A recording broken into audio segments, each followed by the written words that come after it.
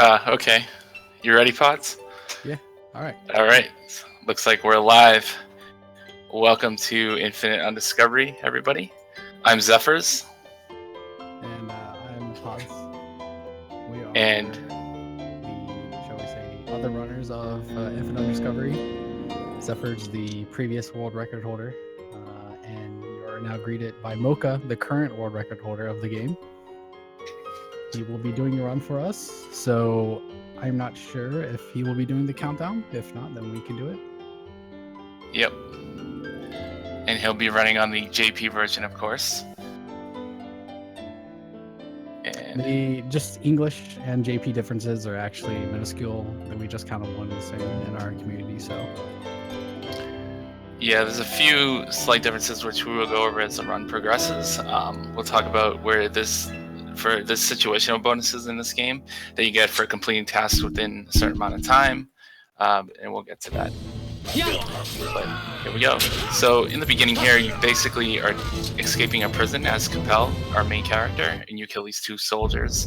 And there is a bit of RNG here on your first drops, so we'll see what Mocha gets here. To say we are running the no vouchers category, and to be more specific, that is the vouchers that gives you access to better equipment here in a game that you can craft. Yep. And looks like there he did get Miraculous, which is basically used to revive your allies or yourself. So that's really important to get on that first drop. And here what you do is you see him linking with Aya to basically hit that soldier so that he doesn't alert the guard. And basically if he does, then you have to end up fighting a mob of like 5 or 6 soldiers, which delays you and wastes a lot of time. And then there he put the sacrificial doll, took it from Aya, put it on Capel. And then what that does is if Capel gets hit down to where he might die, to 0 HP, basically the sacrificial doll will proc, and then you'll be saved at 1 HP, so you won't drop. That's really helpful. A lot of times it may go off fairly early in the run, but if it doesn't, that's great. But it's there to save you some time and hassle, also potentially losing the run, because if you die in this run, it's game over and that's it. Basically, if Capel dies and the screen goes black, you'll see it kind of fade to black and go from the top and bottom to the middle. That means your run's over. So it's really important to do everything in your power to prevent that. And you'll hear, did you treat them much later when spamming heals? Of course, it won't be in English, but that's essentially in English. You hear, did you treat them? Did you treat them? Someone, please treat them. So what's happening here is we're just trying to escape the prison area. So really we just have to get through this simple section of killing these barriers and getting to the top. And essentially, there is a situational bonus for this first area, the escaping the prison, and it gives you full HP and MP recovery if you destroy all these barriers or barricades that you see him destroying with Capel. That's not really a situational bonus you want to get. It wastes a lot of time. You don't need a refill on HP and MP here this early in the game. Each situational bonus roughly takes about 6 seconds on the screen when you see it actually like animate, and so that's just 6 seconds of time less you don't need. And generally, as long as you just attack the main barriers, you usually do not destroy them all. However, the large ogre chasing you sometimes will run by and actually break the other one, or you may attack at a bad angle with Capel and actually break them. So just go watch for that if it happens. Generally, you probably want to reset if you're going for a good PB and you have a good pace already. But sometimes, like in a marathon, if it goes off, you're just going to let it go and just keep going. What we're seeing here is that he's just linking to Aya to go ahead and blow up the first set of barrels. Normally, if you stay back where it first positions you, then you can only hit the second set with Aya. So we just move up slightly, hit the first set to go ahead and end this section faster. Now you're going to come up on to probably the most annoying part that a lot of us hate is running through these woods, the Grand Woods, and they are very dark, and there's no way to make it better. Thankfully, it's one set path, but it is just very easy to get lost sometimes in here. Definitely. Essentially, if you run through a good amount of times, you'll get muscle memory and get awareness of basically where to go. Just for basically safety's sake, your best bet is to just follow the lanterns, and then whenever you see a soldier in the distance with like a Navi like little fairy flying around them, that's who you want to run to. So you'll see a soldier there. Generally want to run to a soldier like that because the path will be close to them or right next to them. That's kind of like your guidepost. If you see a soldier with a floating Navi, go to them. If you see a lantern, just go to the lantern. It's generally my rule of thumb, and that'll get you through early on if you're trying to learn how to run through here. Casually or for a speed run, this area can be quite annoying and time consuming if you don't know where to go. You got the mini map to help you a bit, but it's still a bit annoying. Mm-hmm. So not much really going on here. We're just kind of running through this section. It's just a very simple section. We just have to wait till we get to the end and to where we find more interesting stuff that will start happening very soon.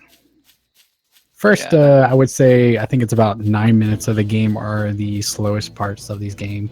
And then right after that, we're just going from place to place and action with more action. Definitely. Once you hit Nolan, the first city, right after that, you will go into your first cave or dungeon of the game, and that's where the run really starts off. But there is a bit of RNG early on, which we'll get into. And there's a situational bonus coming up early on in the run that can net you 500 experience. What it is, basically, there'll be 2 sections.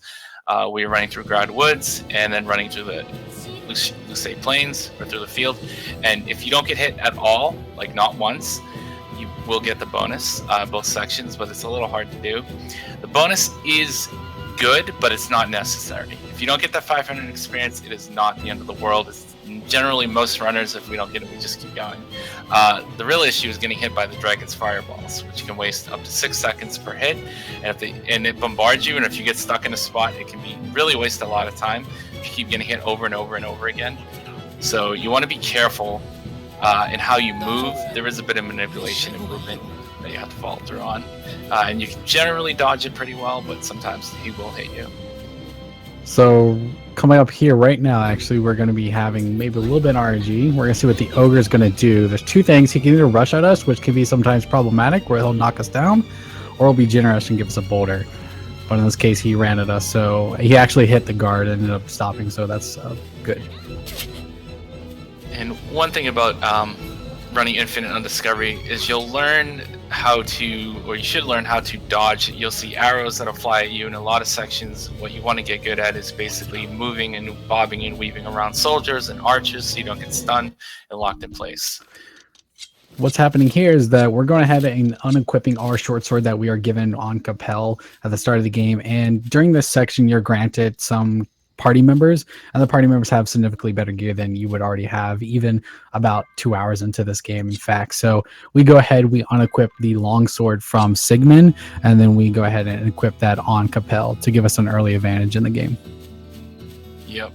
And generally, what I like to do, and what a lot of NA runners, you could say, do is we actually unequip the armor off Balbingen here and do it in this menu and equip it all on Capel to give Capel more defense and better stats. But the longsword in and of itself is really the key here, especially for these early fights, because you'll deal a lot more damage and you'll end fights a lot quicker and save a lot of time. Something you're going to see if you were to watch other runs from the other runners of this game.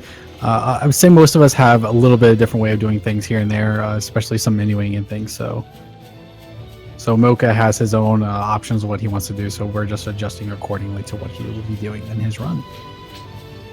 And so here's the first section where you're actually carrying Aya because she's damaged or she gets hurt.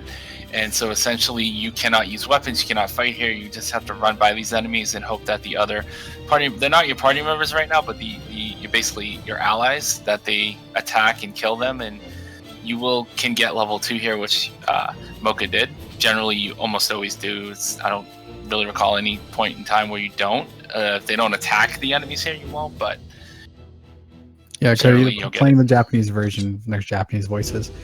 So here's the dragon we were speaking about earlier. Now, this can be very RNG, and hopefully, if it is possible, there is a glitch that can actually occur where the dragon will stop attacking you. And probably the best moment when you're running up to Nolan, the city we're trying to take Aya to here. We don't know the circumstance on what actually causes it to trigger. It is very random that it does happen, and it just seems to be out of the blue. So let's see if he'll get it. Generally, from my understanding, what the dragon will do is he'll actually retarget onto the snake to your left and stop targeting you or Capel. and then he'll be passive and then essentially just not target you anymore. But it's very hard to pull off. 9 times out of 10, you're not going to get it, and you just have to keep going and dodge. Yeah, so you can see these animations from getting hit by the dragon takes quite a long time, and that's very common where you'll stand right up and there's a fireball waiting for you to be hit. See, this is 3 is kind of like the average. We're saying, okay, that's too much. Let's reset at that point because it does waste quite a lot of time. Yeah, Mocha at this point probably lost about 18 to 20 seconds on those 3 hits, and Ooh. getting hit. Well, that's painful right before he hits the Nolan cutscene to load in.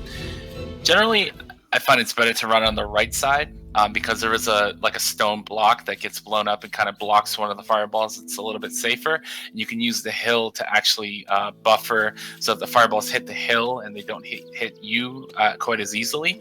That's the safest way to go. You can still get bombarded, but it is basically the best maneuverability through there. It's really all we can work with. Running in the middle to me always tends to be a little bit more risky because you're in the open and it's very hard to dodge when you're not using the hill to back you up. So just here, just a short cutscene we're just skipping, and then we're going to go ahead to the Dragon Shrine. This will be the first mini dungeon, per se, in this game. We'll be greeted by our first boss shortly after. Yep.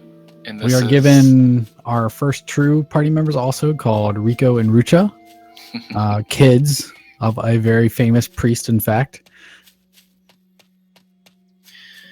And this is, of course, Nolan, the first town in the game. And we're here very briefly.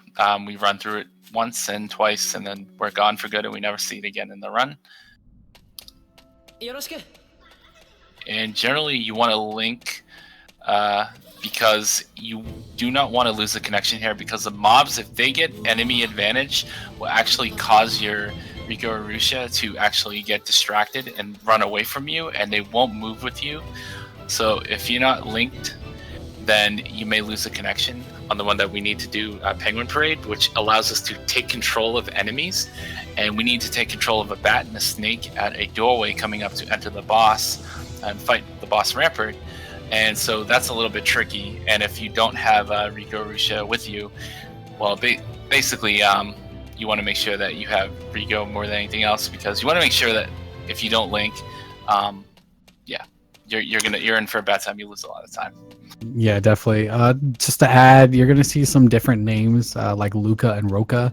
Those are the Japanese names. They are a little different in the Japanese version. Besides that, though, they're identical characters. So in the English version, they're Rico and Rucha. Yeah. So we should say basically you want to stay linked to Luca. Yeah, the blue one. The blue one. Yep. Yeah. So here. Okay. Yeah. Yep. So what you want to do here is you want to kill these mobs because they will follow you and create a lot of problems. The 2 enemies, the snake and the bat, that you need to actually drag with you are down the cave here.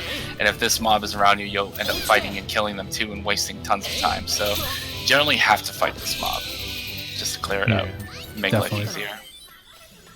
So here's the snake and bat we need to grab. Normally we go for the bat first. That's the most fastest one. So we just go ahead and tame it normally and then bring it to the door that we'll have to use it to open it with.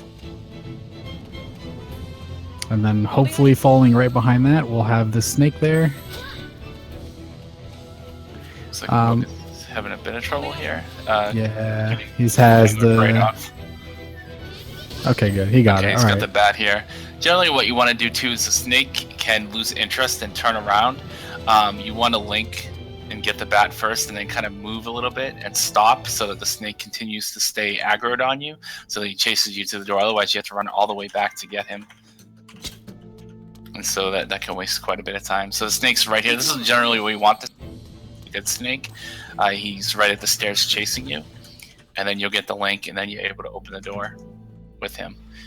Interestingly enough, if you are linked to a party member, in order to activate anything or open a chest or open a door, they actually have to run up to it and do it. So this is our very first boss here.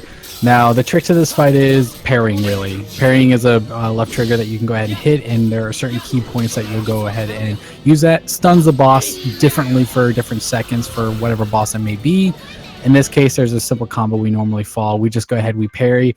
do a Dancing Rhapsody combo, and then do 3 more regular hits, and then parry again, and then just kind of follow that through. And while being linked to Luca or Rico and spamming the Thunder attack will get you the fastest way through.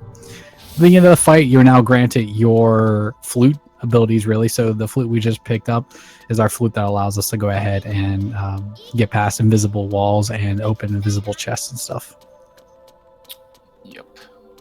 And here you'll see Mocha should be picking up the Memoirs item, which sells for quite a bit of money. So yeah, this is the Memoirs of the Mage that we just picked up. Yep.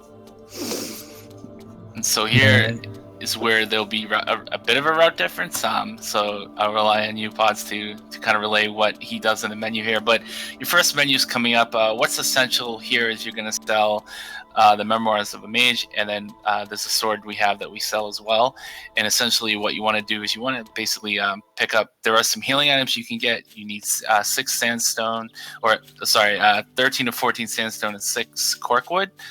Those are the absolute essential items, and those are used for elemental enchants later in the run versus certain bosses that have weaknesses based off those enchants. And then there'll be healing items and other supportive items, like there'll be sedatives and things that get you out of if you're stun locked, or if an enemy locks you, or they do other status effects that will heal you of status effects. And I believe Mocha still does that menu, or this menu. Yeah, that way. So to state, the Embolo sword, I forgot to mention, back when we unequipped the short sword and equipped the long sword, a cutscene there actually gives you this Embolo sword. If you were to keep that sword to the end of the game, you actually can craft the best weapon in the game using that. But we take advantage of it. It sells for a good hefty price, and we sell it for, I think it is 5,000, and the Memoirs of a Mage, I believe, is 8,000. So those two combined, we go ahead and we will most likely be picking up 99 red berry potions. You're supposed to be getting 3 antidote, 4 sedative, 5 sunstones, 13 sandstone, and 8 corkwoods. There are some differences between our routes here for that. So in this case, he's going to pick up not 99, 17 in fact. He picked up 4 antidotes, 4 sedatives, 6 sunstones. Let's see what he's going to get here. He's going to get 13, or no, 14. Okay, so he picked sandstone and 7 corkwood. Yeah. Yep. Okay. And it's actually 12.50 that the Memoir sells for. So what we can expect here is just do his little different menu that he did there. We're going to see him buying a full stack of red berry potions here shortly after, most likely.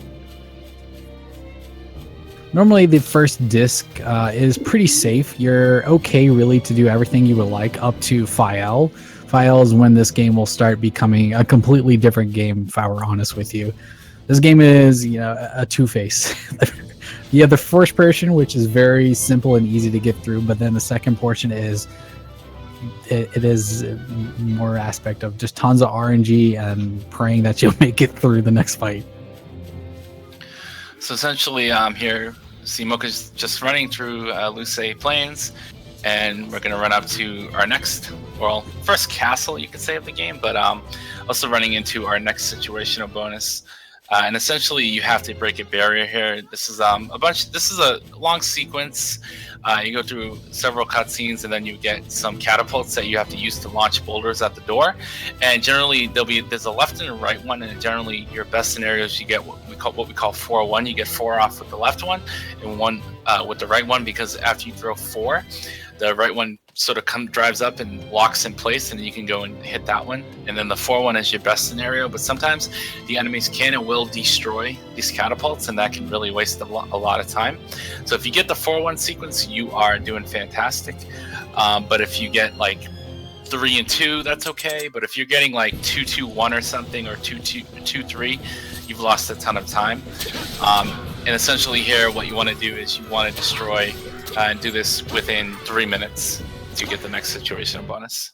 I want to point out that this situational bonus is the very first one that is pretty much required that you would like to get. If you don't get it by this one, you want to just go ahead and reset one, because there are a very set amount of situational bonuses that we deem kind of required in order to get a certain abilities on our characters.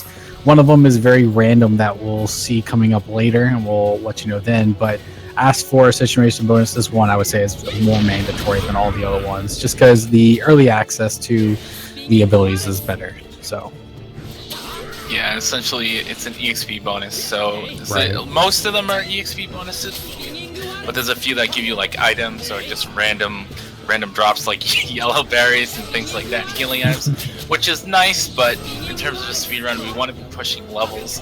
And much later in the run, when we get to the boss rush at the very end, if you hit level 33 on Compel, you're going to have access to Regan Leaf for Iscan, which is the first boss of the Underwater Temple.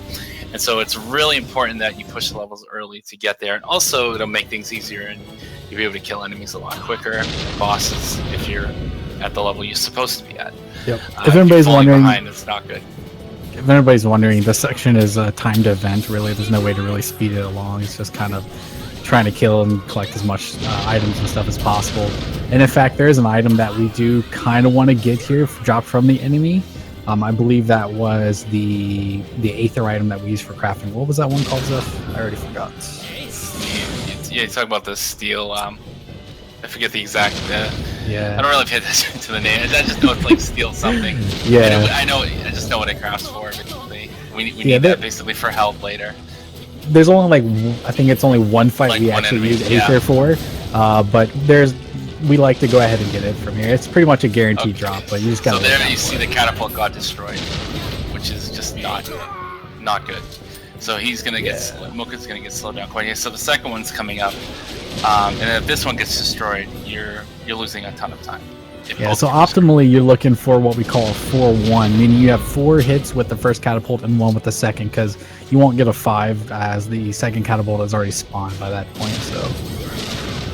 So looks like he's gonna get a 2-3. Yep, 2-3. So that's pretty good. So that's pretty much the next best thing you'll be able to get. So it's not so bad. Yeah, it's very hard, I would say, to not get the situation bonus for this particular. And of course, the situational bonuses do ramp up much later in the run. So you're getting like 3,000 here. Eventually, you'll get like 30,000, 20,000. Yep. So they significantly increase as the run progresses and the levels increase.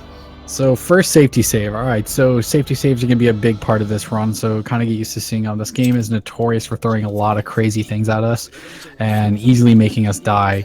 If there was a chance of dying in this dungeon, it is low, but it does happen. I think all of us have actually died in this dungeon before. That is partially the reason we equipped that survival doll at the very beginning of the game in the jail cell, because of this particular zone, actually. So let's see what happens. Even Smalls, to answer that question, DLC is not allowed in the run, but if you want to run with DLC, and if there's enough interest, we could create a separate category, but we don't allow it. Yeah, technically we have that category already created. It's vouchers, but nobody runs it at this time. We always just run no vouchers. And we should explain that the run is done on easy mode because it is faster and easier, of course, and you save more easier time to an extent. Well, yeah, I played on normal, and it's definitely more challenging. Enemies die slower, bosses take longer. Yeah, it's much more risky. Running on easy mode, it just seems like the best way to run this game. Fun fact, Mocha was an original runner of this game, I think almost 6 years ago. He actually is the only person to ever complete a normal mode speedrun of this game that we are aware of that's documented. So, and just recently he had reclaimed the world record at this point from Zephyrs.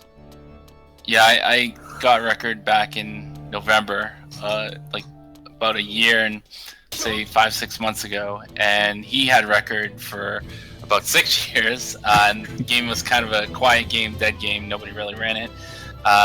Pods here was running the game. I jumped in, D Sharper as well. Three of us were running it for quite a bit of time. We overhauled the routing, we overhauled the game, and just looked at what was more optimal and faster, and found a lot of time saves and pushed the times down. Basically, I was able to push it down over Mocha by like 3 or 4 minutes, and then I had record for basically what felt like forever, and then Mocha just last Saturday actually took record back by 30 seconds. So, there's some life coming back into this game, and there's really not much going on here. This is Council Vermont. Basically, you're going to see these dark rooms where these gargoyles can spawn on you and try to kill you if you run over the wrong sort of circle on the ground. So basically what they'll do is you'll see like a red circle. Generally want to go left, left, right, right, left, left. Except on the last one, it's a little bit tricky. You have to try to rely on the soldiers to run over them to because some of them have a double one, so like it'll be left and right, and this really doesn't help whether you go left or right on them. They'll still trigger and you'll get hit for a lot of damage. So you see here, Capella's at 1 HP. That means that the Sacrificial Doll procced, and that keeps Capella alive so you can keep moving. This is one of the places in the run where it can go off. And that's fine because it keeps Capella alive, and you don't have to worry about spamming for res for Miraculous Medicine and lose time or potentially lose the run and get a game over. So this is where he's going to go ahead and pick up some more blackberries, it looks like. And then... Okay. That was interesting. He actually picked up a couple more Miraculous also. Okay. Yeah, unfortunately, Pod's here. He's more familiar with the Japanese. Yeah, I think I'm the only English runner to really run the Japanese version also. Yeah. So I'm kind of relying on him to communicate what's going on in the Japanese menus. You know, it's one thing to know the run, but then, you know, he's doing something vastly different in a menu that I normally don't do, and I'm not familiar with, and Pod's here to be able to relay like what's going on, what's he picking up here. Yeah. Well, it's good. Back 6 years ago when Mocha had the world record, like he stated or Zephyr stated, we pushed the route better, and you know that shows for when Mocha can come back and clear that 3-4 minutes that we had given us in terms of the routing. So at least we made some progress in terms of making better routing. So here we're going to take down another invisible wall just with our flute, and then we're going to be going up to our second boss here. This boss can be a little bit more RNG, and this can cause you some time save or even losing time. What we should expect to see is hopefully he'll be able to parry a couple of his attacks and stun him and then just be able to wail on him. Though there are occasions where we'll see a red circle attack or a spinning attack which will knock you down and cause you to lose a lot of time. At the very beginning here, we're going to see him do a menu.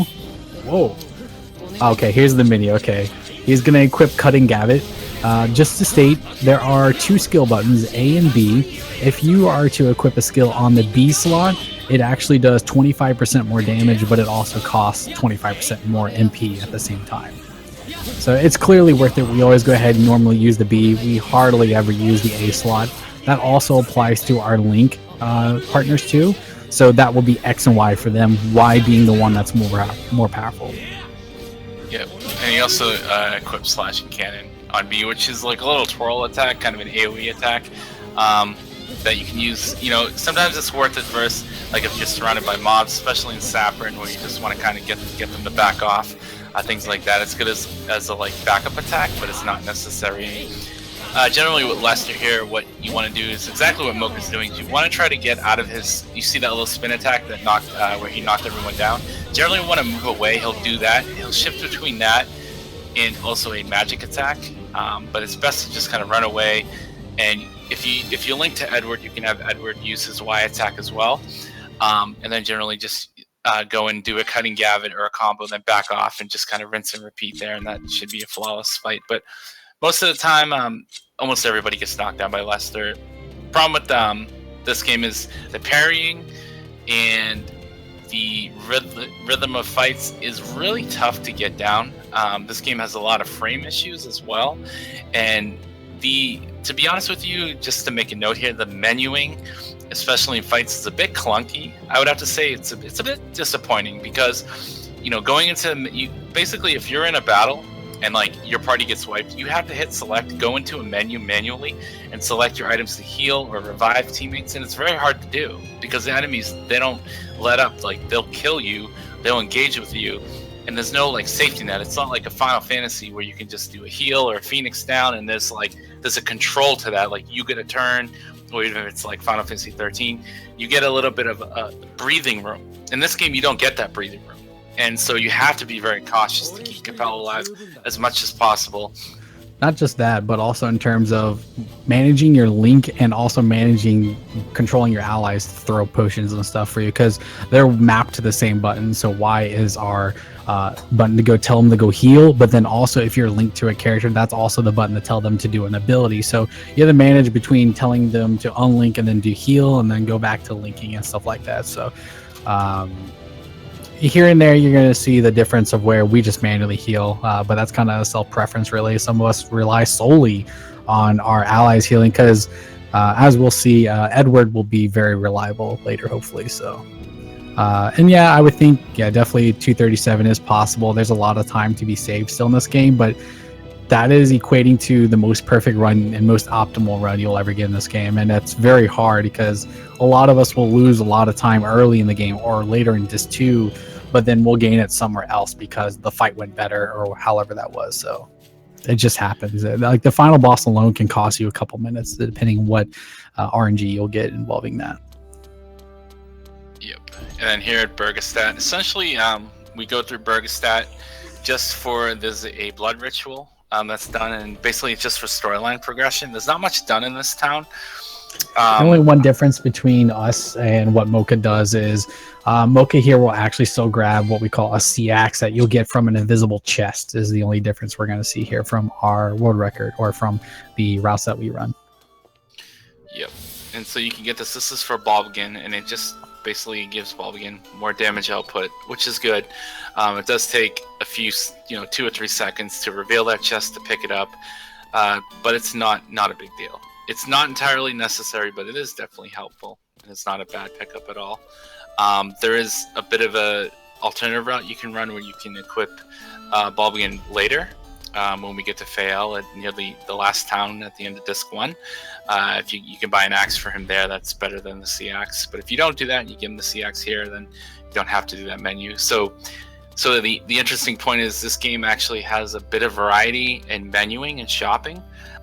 Me personally, I like to condense my menuing, especially on Disc 1, but throughout the game.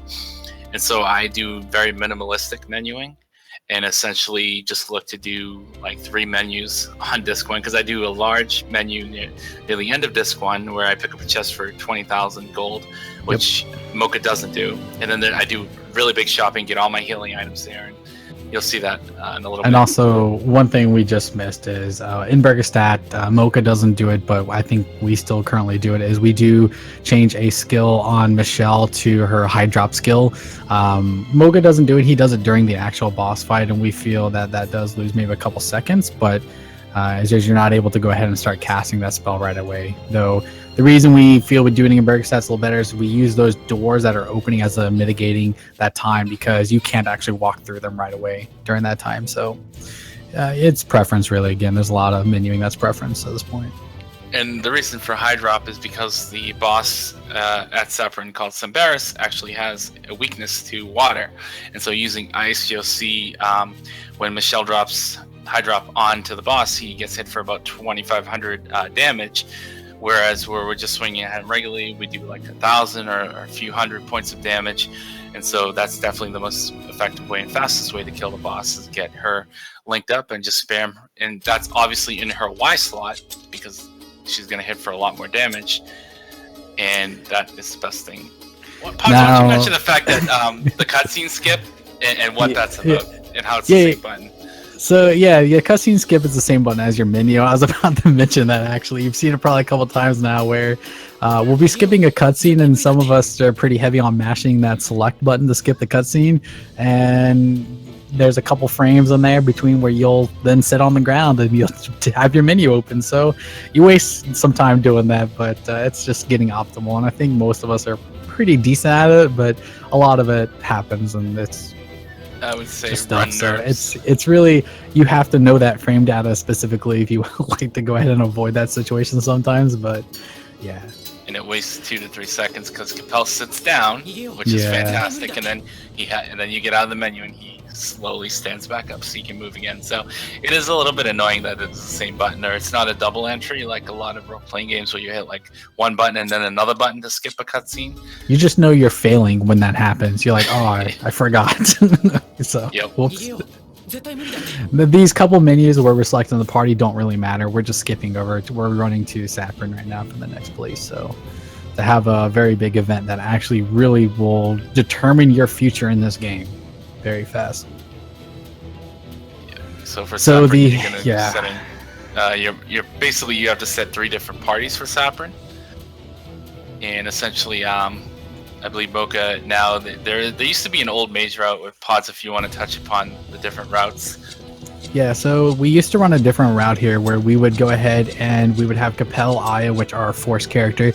We put Michelle and then Rucha in the party because we would do a link swap in a sense where we would go ahead, swap between Rucha and Michelle and spam their abilities on the boss. Recently, though, we found that adding Edward to our party instead of Rucha is much more efficient and easier to manage, in fact, so we don't have to keep swapping back and forth.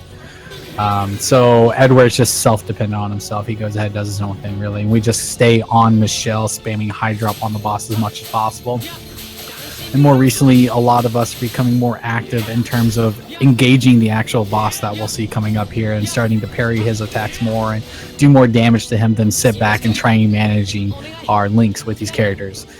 So what we're seeing here is this is an event that is very important, that you have 3 minutes to go ahead and destroy all these crystals, and you are at the mercy of your team. That's all I have to say. There is no way you physically alone could go ahead and take care of all of these crystals.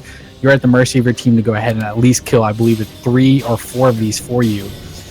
There are a couple hidden ones, and there are 2 ones that require Aya to go ahead and take those down. So those are the ones that are more problematic, as you have all these enemies trying to attack you, and for whatever reason, they focus on you and they want to kill you. So that's the issue that we're having here. Now, as you see, these guards are just swarming him, so... And yeah, unfortunately, if you are linked to Aya, and what you'll see here is you have to manually link to her and use her bow attack to manually target the crystals in the air. But if the enemies hit you, they will interrupt your link, and you have to manually move the cursor. So unfortunately, if you get interrupted, you lose time, and you're just wasting time trying to get that link going and get 2 arrow shots off. Thankfully, it only takes 2 arrow shots for the ones in the air. The ones on the ground, you cannot just hit with 2 arrow shots, otherwise we would probably develop a better strat here to do that. But unfortunately, you have to hit them multiple times, like 6 to 10 times, basically, or more, really. You hit them for a bunch of combos. Yeah. We have an optimal way of killing these crystals pretty well, too, which is doing our 3-hit combo and then doing a Dancing Rhapsody into a Cutting Gavit, which is our B skill. It seems to give us the most effect for these crystals and taking them down. So he's now getting a hold of Aya to go ahead and shoot down these 3 crystals, actually, that we have to use Aya for. I think we're going to be pretty close on the time, though. It seems pretty rough. And he's going into what will be the boss with no mana on Capel. Not a big deal, but he'll probably want to get some mana if he wants to do some more damage to the boss. I'm sure he's going to get it here. It looks like a bit of a slow sapper. Hopefully he will, though. So yeah, he's got 1 left here. Let's see. If he gets a situational bonus, he'll get 5,000 experience, which is very, very important.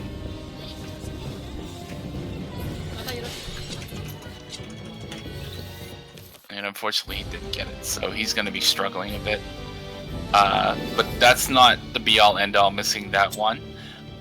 Basically, there'll be a situational bonus coming up next, where you escort a bunch of refugees, and if you miss both, it's going to be tough times, but not impossible.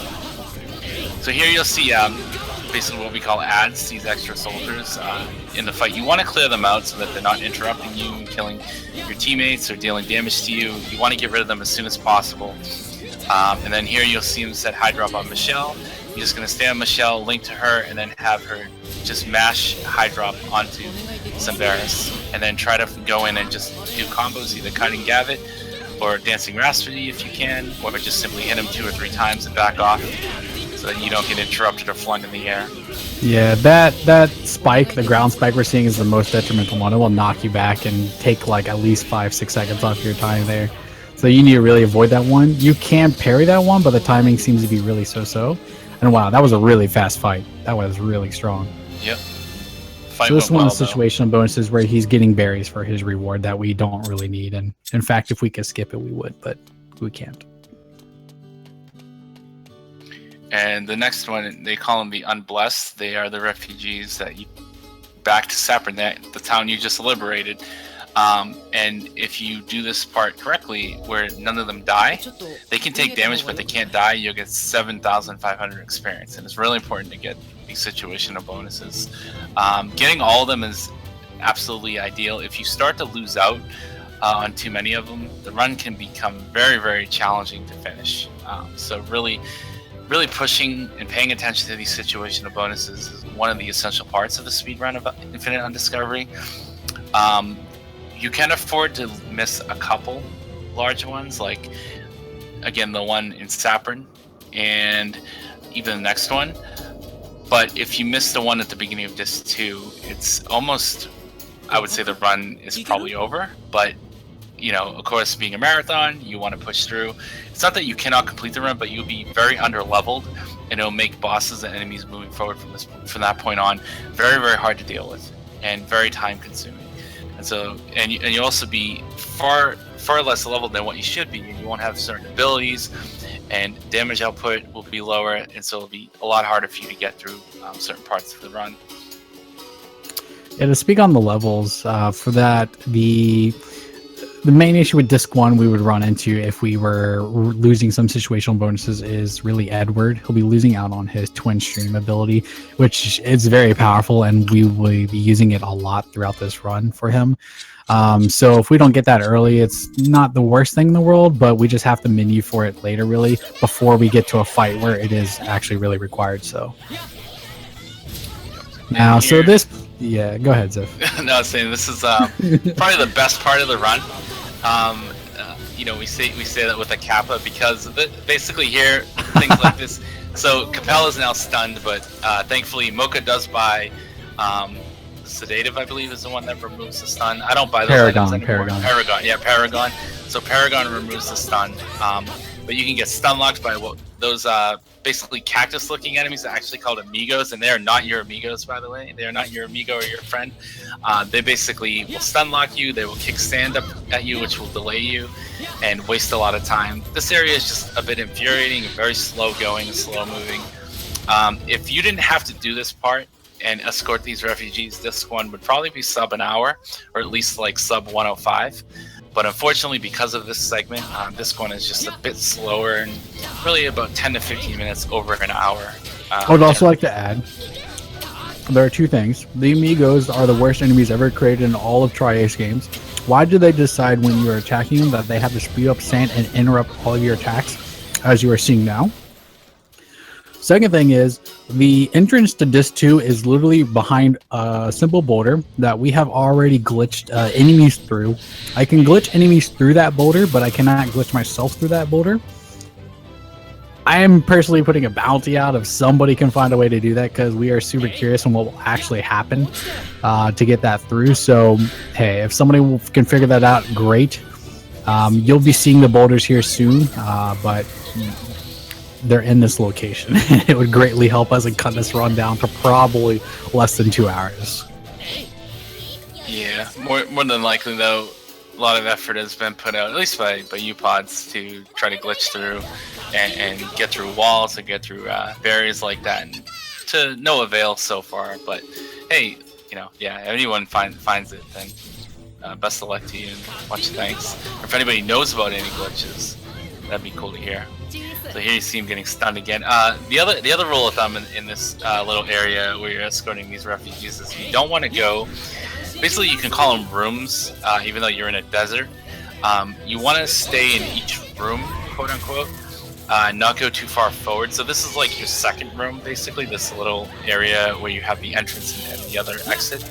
You don't want to move too far ahead, or the enemies will respawn and create a lot of havoc. And the refugees do stop and ask for help. So if the enemies are attacking them or near them, they won't move. So you lose time based on that.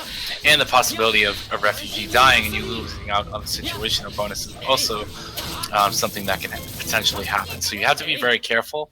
Generally what you want to do is you want to clear the mobs here, kill this last amigo. They'll actually go under into that little cave. Like this section here, the refugees will walk through this area. So you have to kill this amigo here. And they take quite a bit of time to get through here. And you don't want to go too far ahead over here, but you do want to start sniping out enemies you'll see these little skeleton head mages that cast fire attacks at you. So you want to start trying to snipe these enemies out, the ones that are close. So you use the flute to drag them in. It'll alert them to your presence.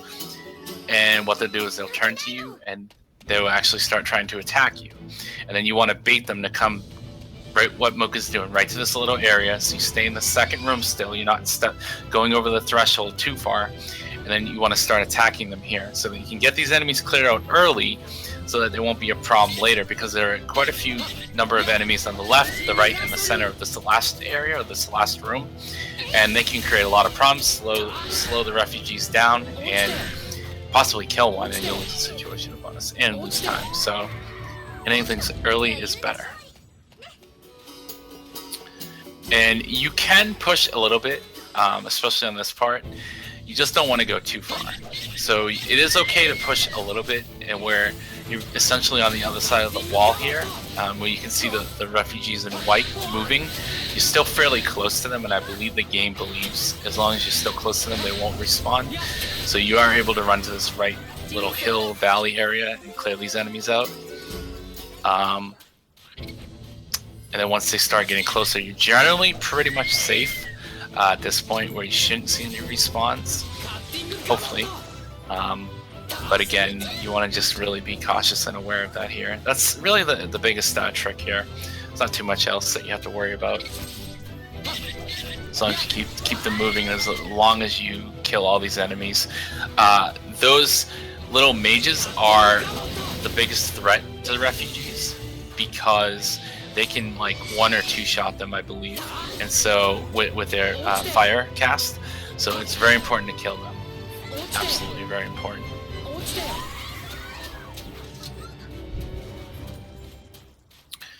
And so not much going on here, to be honest with you guys. It's just kind of, we still guiding these refugees through this area.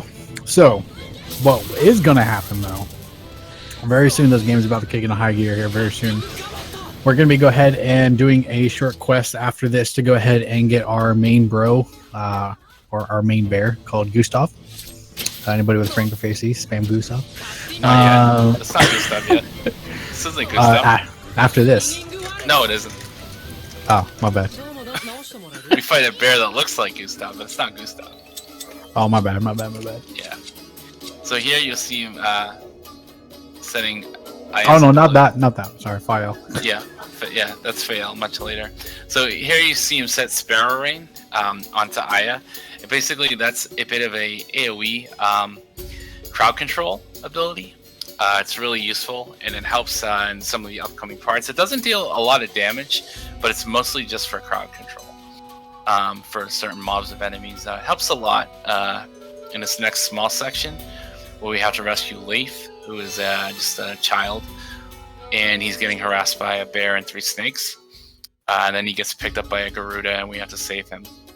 So here you just have to talk to a couple NPCs and talk to Leif's sister.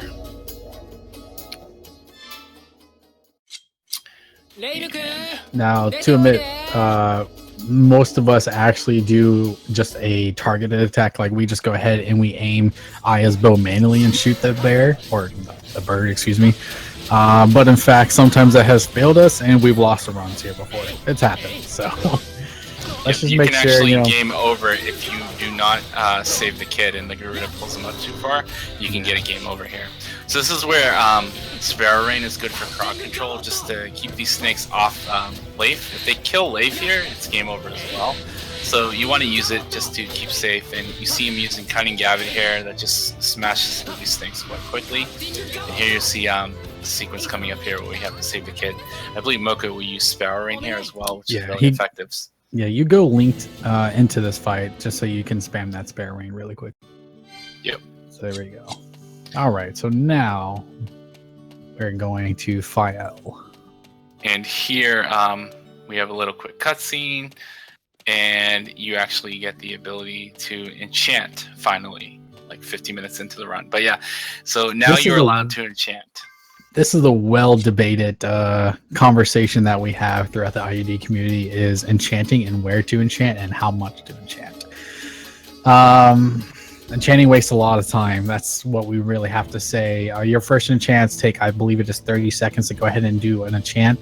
Now, the more you enchant, the higher your enchanting level will go, and the better stuff you can enchant, like Attack 200, will be another one that we'll see. But at that point, your Attack 200, the first time you can start crafting that, I think it's like 45 seconds to actually go ahead and enchant that onto a character. So this is where we're going to see a difference around. We know Mocha's more keen to using that stuff than some of us are, and he will be purchasing specific items to go ahead and actually craft those things too. It's highly debated because it takes a long time to go ahead and craft that or to enchant that stuff, but we don't know the actual benefits, if it's worth it or not. The elemental enchants are always 100% worth it. It's the attack 200s that we have not really agreed upon yet.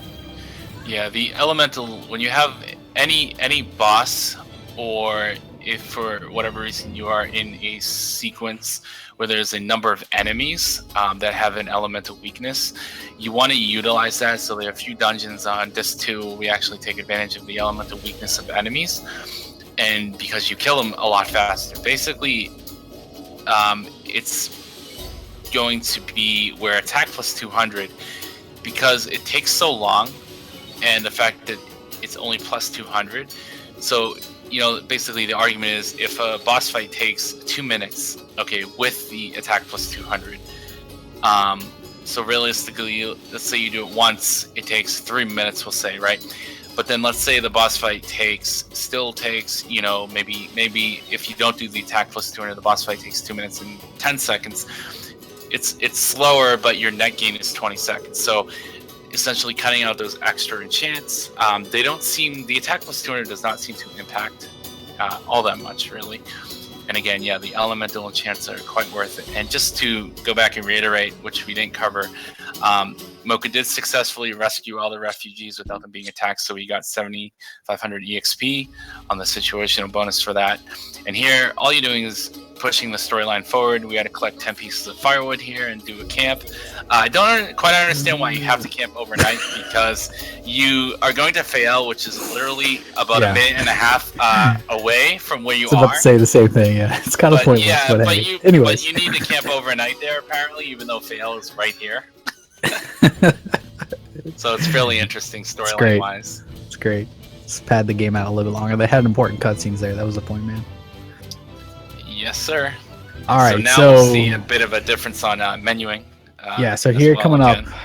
All right, immediately what he's going to go ahead and do, he's going to run and go to the weapon vendor. He's going to buy 2 Flations. This is going to be for Sigmund, our main bro, and Capel, our other main character that we have here. Normally, I would say the NA guys, our NA people, will go ahead and buy a Broadaxe and a Claymore. This was the substitution where we would not pick up that CX earlier that he had to use his flute on to get that invisible chest. So for Bob again, and the other sword is for Edward.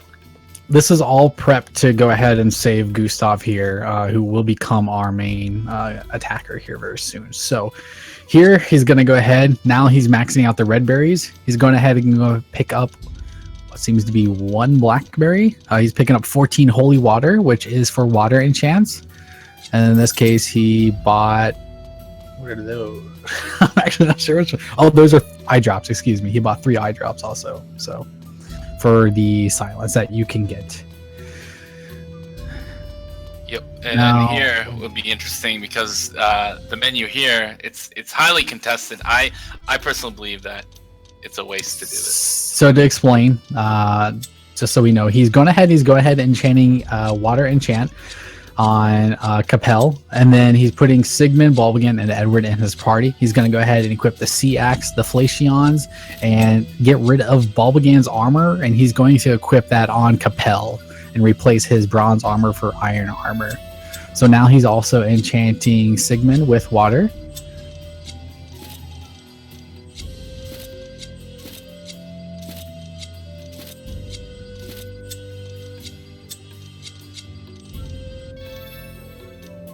He's also going to do it on Edward too. And Here he's setting up his skills. So he's unequipping Battle Skill 1 and equipping Grin Velocity on Skill 2 for Sigmund. And then he also went ahead and unequipped Battle Skill 1 for Edward and equipped Twin Stream on Battle Skill 2.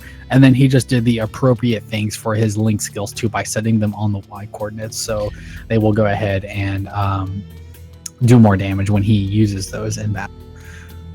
As Zeph was saying, this is highly contested because the water enchant, while helpful and is definitely weak to this mini boss, I guess you would say, coming up, the time it takes is minuscule. When you can do that menu, we feel a lot faster.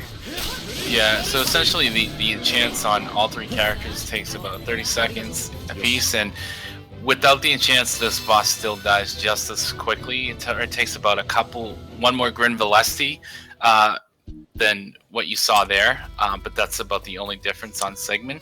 And the other fun fact, the other fun fact that we didn't mention was the fact that when you are setting links and battle skills, if you're setting a link, so you definitely want to set, like for example, Twin Stream and Grin Velocity. We set Twin Stream on Edward there and Grin Velocity on Sigmund. On Y. When you set their battle skill, which is basically what they do without you controlling them, you only want to set their Y ability and you want to set their stronger ability, because that's what they'll do through their AI. You don't want them to really use their weaker ability.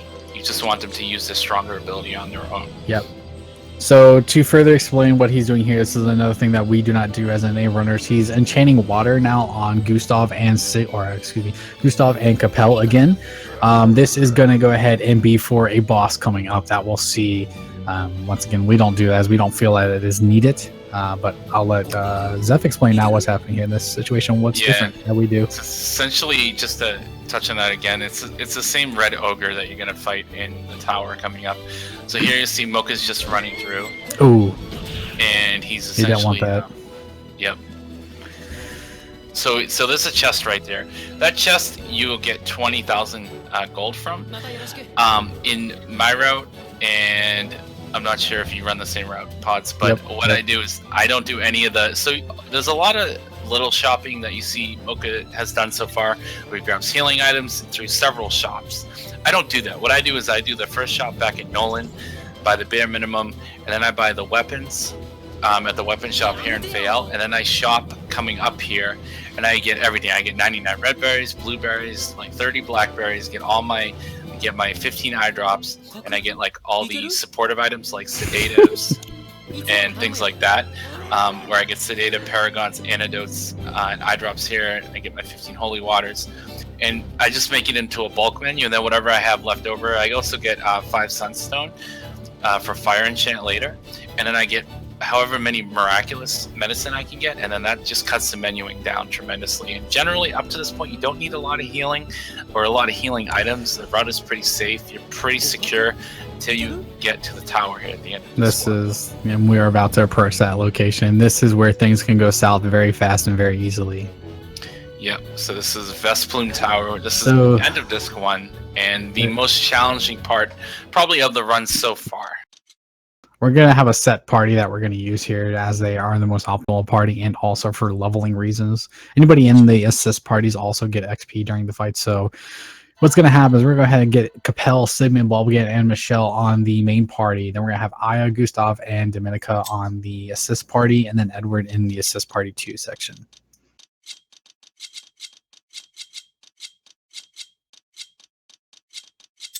Or he's going to put more, which, okay, that will be fine too. Doesn't really matter. We won't really be using those characters, so that's fine. Now, this is your first room, and what you want to do here is just link to Sigmund to use Grin Velocity. And Grin Velocity is a very powerful attack, and you'll be using that quite a bit all through the tower here to clear mobs quickly, safely, and efficiently, and to have just hopefully not that many problems. And here in English, I realize it sounds different in Japanese. This is where you will see, did you treat them? Can someone please treat them quite a bit? It's very dangerous. If you're new to the game, if you're new to the speedrun, I really recommend, if you're going to run this game or you have an interest in it, is to practice this tower several times, because while it may look easy for somebody who runs the game, all these mobs and everything you see going on, it's very confusing, and it can be very tricky on learning how to get through here. Even as somebody who's a veteran, like Mocha, myself, Pods, we still get caught sometimes. We still get killed and stunned, and it's very important that you dodge these mobs efficiently. For example, on the stairs here, these archers will take 2 shots at you. You have to make sure to bait the shot and move at the last second. The any hit mages that you can get stun hit by lock will. you. Yeah, if you get hit by like a melee guy, they will go ahead. If you're surrounded, you'll get hit multiple times and locked just by that, as you see with Bulb again right there. So it's very dangerous, and there's 5 floors of this section. All 5 of them are very dangerous, and as he was saying, if you're new, yeah, run it a lot. Try and get used to the pathing and how it works, or just go ahead and clean out some of the mobs if you feel comfortable wasting a lot of time doing that. But it's your choice. You never really want to stop with Capel anywhere to throw healing items yourself. Either you just want to rely on your allies or your teammates. The other part is you have to learn the nuance of moving through here, because in certain spots it may not be worth it to tell your teammates to revive. So when he gets to this room, for example, this is like a safe room, there's no enemies here. This is his chance to stop and have people heal. He can throw a heal. You can throw a heal yourself like Mocha just did in this room. Because the enemies are not there. So that's like your little break, so you take advantage of that. In between floors, you go into an elevator, and then you're in like a little hallway where there's no enemies. There's usually a save point. And on the, the 3rd floor, you'll also have access to a shop, and also to rest and basically refill your HP and MP as well. So those are the points you want to take advantage. And sometimes like telling your teammates to heal as you run through these mobs is not optimal, because they will have to stop, and then they get hit themselves, and then they can heal. So here I was getting a little close with him. He's taking a lot of hits from those arrows and from guys. So as you can hear, when he's speaking Japanese and Giona guy, he's just asking for like crazy. Yep. So that's not so bad. He's going through with 3 people alive. It's quite normal if you go through this with everybody dead. So yeah, it happens. And so here's the little hallway. So here you just want to spin possible, and this will be the time where everybody can safely heal. And here you will see him come up to an orb that you have to hit, turns red. This is how you get through rooms. So you see there are mirror puzzles and there are orbs you need to hit. And a lot of floors here we're about to see that ogre that he water enchanted back on earlier. The enchants last for 10 minutes for elemental enchants, so it's still effect and active as long as his characters do not die. So yeah, if your character dies, they lose all enchants. So that's the other point of contention, because enchanting for several, for 2 to 3 minutes for a boss fight, and then the person you poured a lot of enchants into dies, you lose out as well. And obviously, and that's more of an issue if you're doing elemental chants. Once again, the attack 200s are negligible, we feel, but there are some debates still. So that one really fast, easy. One argument could be, don't let your teammates die and get good, but that's not really the argument for Infinite Undiscovery. Yes, the argument for Infinite Undiscovery is just simply there is no argument. The game makes it for you. You need to basically just mitigate. I mean, there are ways to mitigate losing your teammates and mitigate dying if you practice and do well enough, but the game is very, very punishing. You see the second safety save here. This one's important, as we have a very tough fight normally coming up that has given a lot of us grievance, and just really depends on the RNG it wants to give us sometimes. So yeah, it's basically we call it the shadow fight. Basically, you fight your party in shadow form, and basically you have to fight if you have a party of 4 or party 3.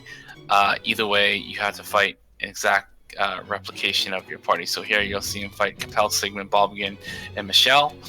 And when it means exact replication, they do the same damage as you currently deal. So and they have the same abilities. And so, like Balbigan, he's very hard hitting and dangerous. Sigmund as well. Michelle not so much, and Capel a little bit in terms of the shadow. But the one you have to really watch for is Balbigan, because he has a slam attack where he'll slam into the ground, and he can kill you instantly. Generally here you want to try to be linked to Sigmund early if you can. If you can't do it right away, and immediately do a Grin Balesti into the middle of them right here. You want to be targeting.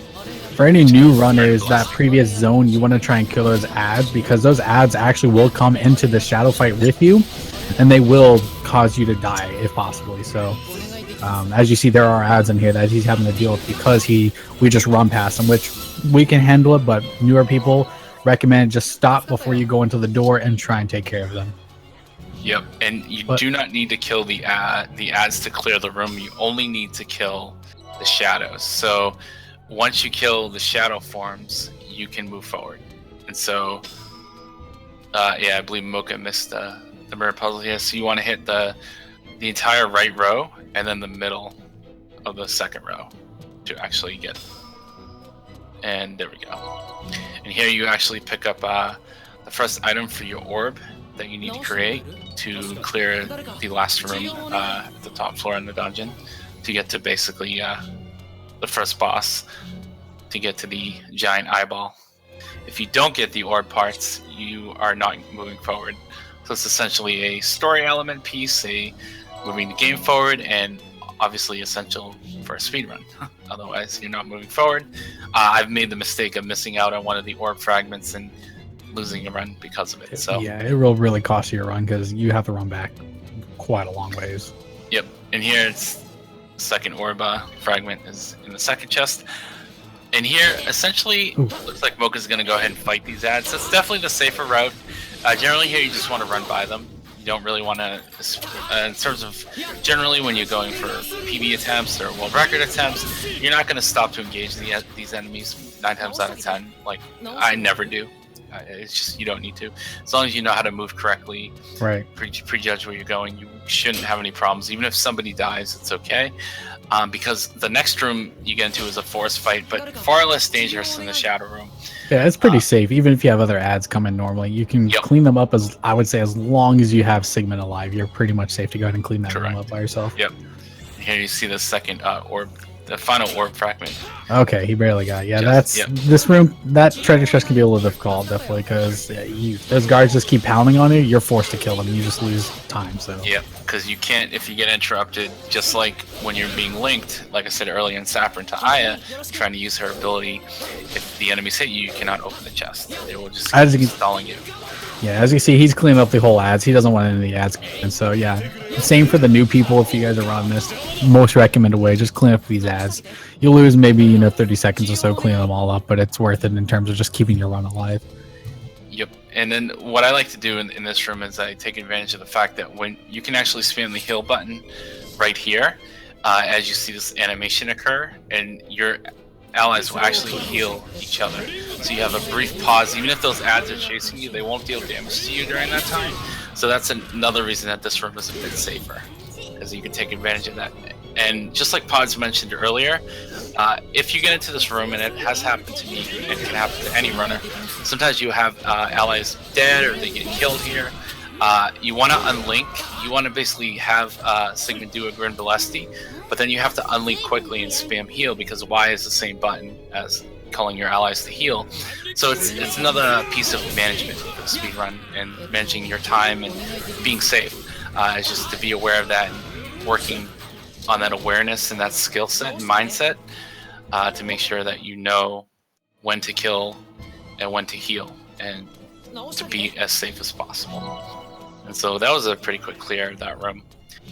Basically 3 sets drop, and here we see another orb room. You just have to hit all 4 orbs. So anytime you see orbs, 1, 2, 3, 4, usually you have to hit them all at once, or they'll be on a timer, and you have to hit one after the other. And so here's Genma, where he can rest. I always take this rest because it gives you full MP, full HP. No reason not to take it, in my opinion.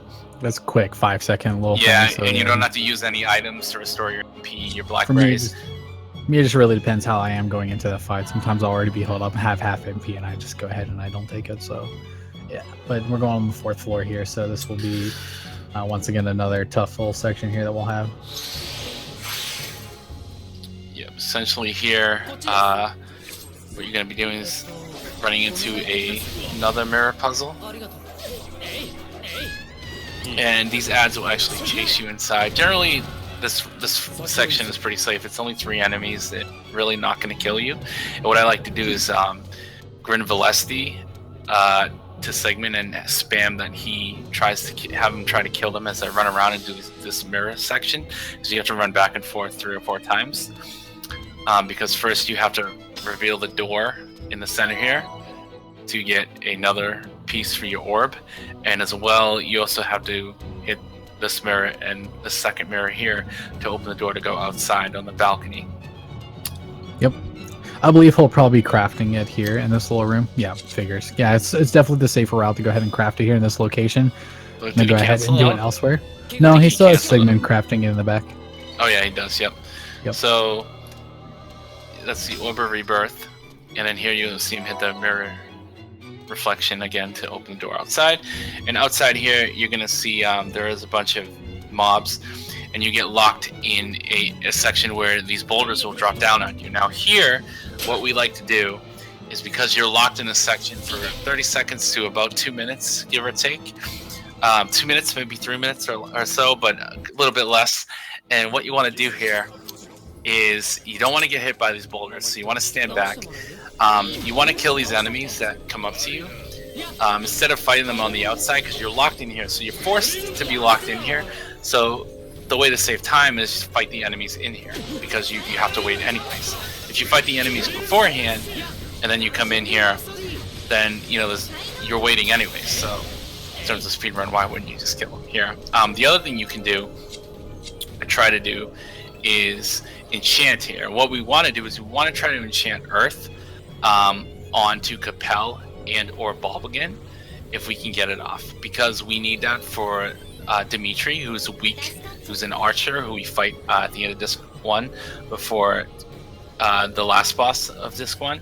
And we also fight Kron, who's not weak to Earth specifically, but it is still relatively a good idea to have it just enchanted, because we have Sigmund in the fight who's very strong, and having the Earth enchant on doesn't really cause any detriment to the Kron fight. But here it looks like he didn't go for it. It was a pretty quick clear. Sometimes you can clear that section pretty quick, and there was a little bit pretty quick. But what you can do is, if you don't get the Earth enchant off there, you generally want to do it after we fight Kron the Eyeball coming up, the first boss. And then if we do the Earth enchant after him, it can take about a minute. Whereas if you're doing it with that mirror section with the boulders dropping, even if the boulders clear and then you can move, you're mitigating the time loss essentially. So say it's like half of it, then you 15 seconds of Earth enchant, and then it clears, and you save 15 seconds essentially overall. That's what we're really looking for, is just the time save. Now, so there's a. Go ahead, Zeph. No, I was gonna say, now there is something you can do with Sigmund here. Oh, I was gonna say the same thing. Yeah. Okay, go ahead. You can cover it. No, please. You're the one who discovered it, so. Okay, so essentially, if Sigmund, I don't believe Mocha either. Mocha doesn't know about this, or he doesn't do it. But essentially, if Sigmund hits the level, I believe it's level 16, he will get Reagan Leaf, which is a very powerful attack. It is the essential attack that we use on Capel at level 33 at the end of the game for the final boss rush. And if we get it here in that mirrored section, I generally like to equip it, because it takes about 2 to 3 swings to kill Kron, and so he drops like a fly very quickly. But if you do not get it or do not set it up, you can still use Grin Valesti, and Grin Valesti is still very effective and fast, but it is much faster to use Reagan Leaf.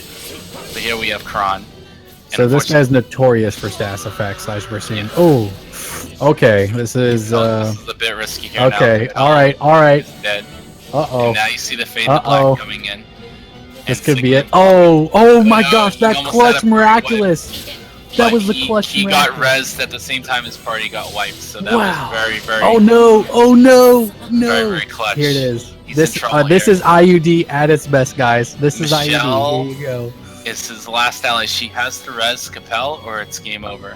Oh, okay, Sigmund is she got now Sigmund. up. Yeah. Oh no. Michelle is alone. Michelle. So unfortunately, she may die, and we may see a party wipe. Oh. Okay, so we have. Unfortunately, that's a party wipe. So now we go back to the safety save. So unfortunately, you got to see Infinite Undiscovery at its worst there, where you can be party wiped. Well, let's speak on that, shall we? This is the first time this has ever happened in a marathon. I did one a while ago, and we had really good luck, and I overestimated it because this game is notorious for this stuff happening sometimes, where it just will hand you deaths. So in this case, he was given that death. So we have to run back and go. But That's IUD. You can see that possibly more than once we're going to see today. So just really depends how it would like to handle these fights for us. There are cases where we can't do anything to really correct those issues. I would say there that you definitely, there's a bit of safety you can utilize. And unfortunately, he was confused early in the fight. Yeah. So if you're confused, you cannot ask for help. You cannot ask for heals. You cannot ask for miraculous. Right. That's what I mean. There's cases where the game will just hand you. That was impressive, by the way. Dual parry on those whoops.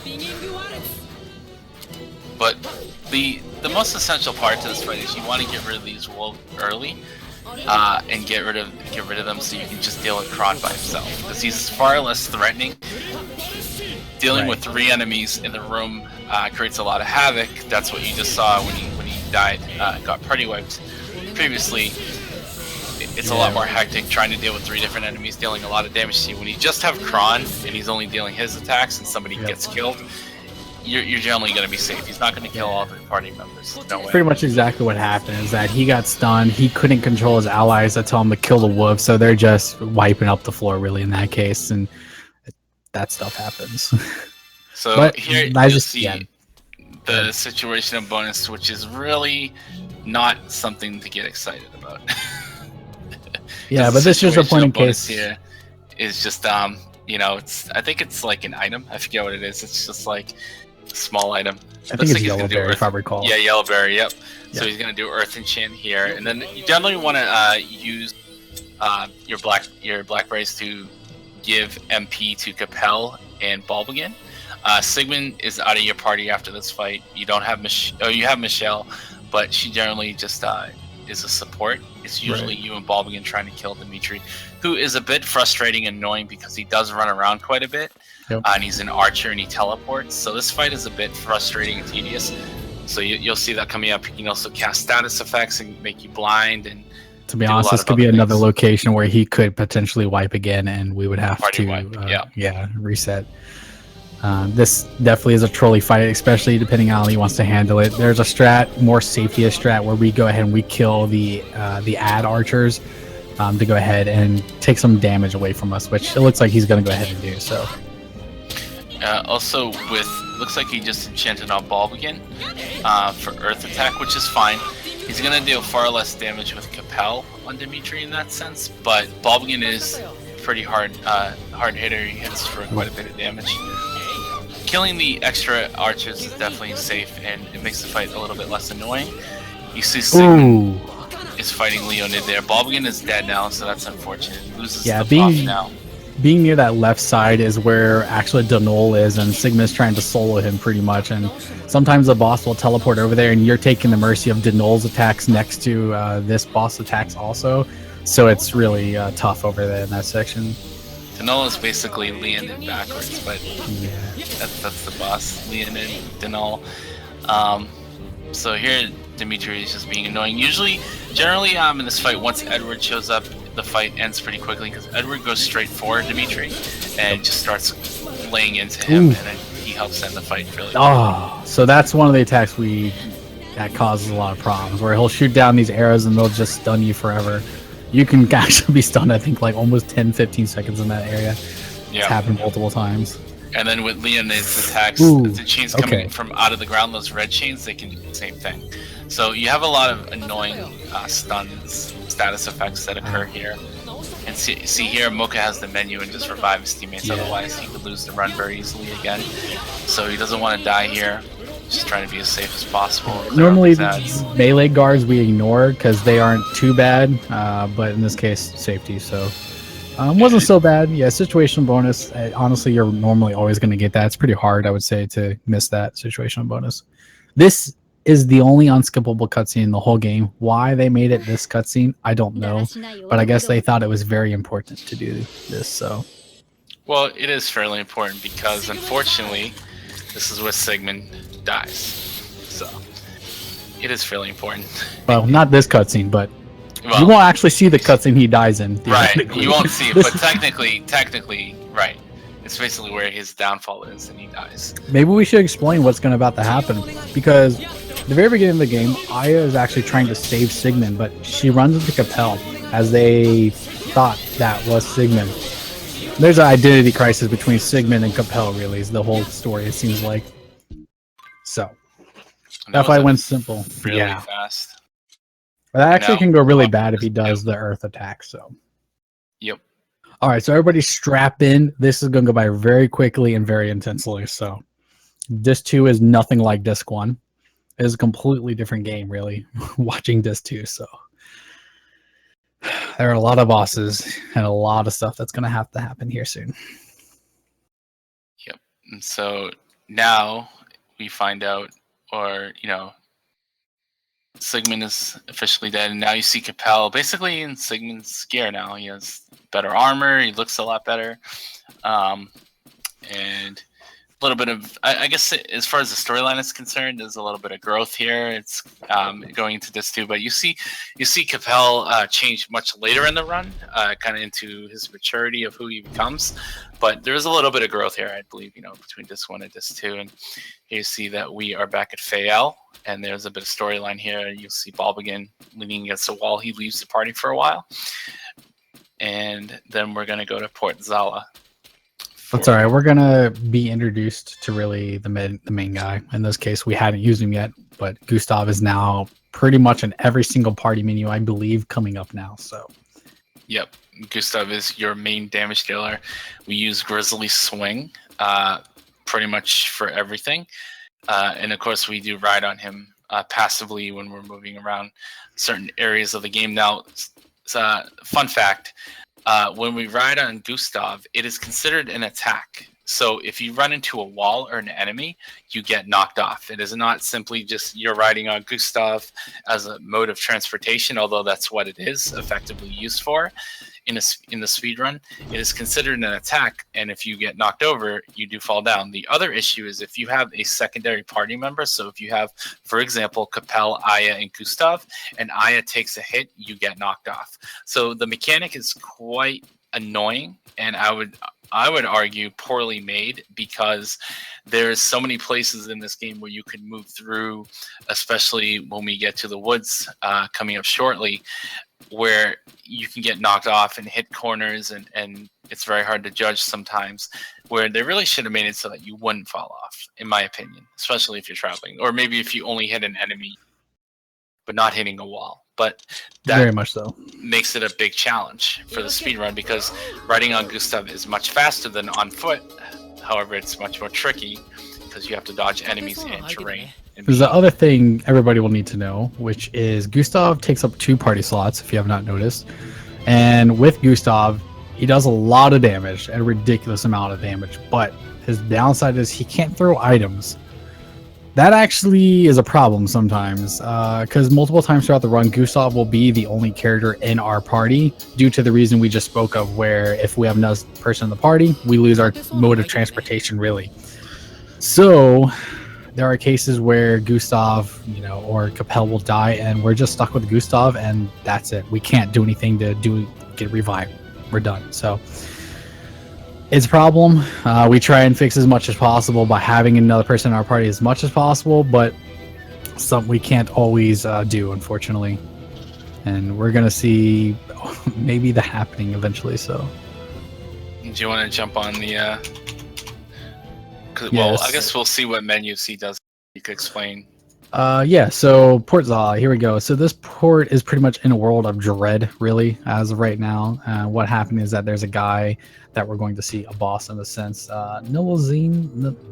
I don't know how to say his name, but he's pretty much ruling this town with a ginormous tsunami, and making the whole place miserable. And the port's all shut down, so no boats, no nothing.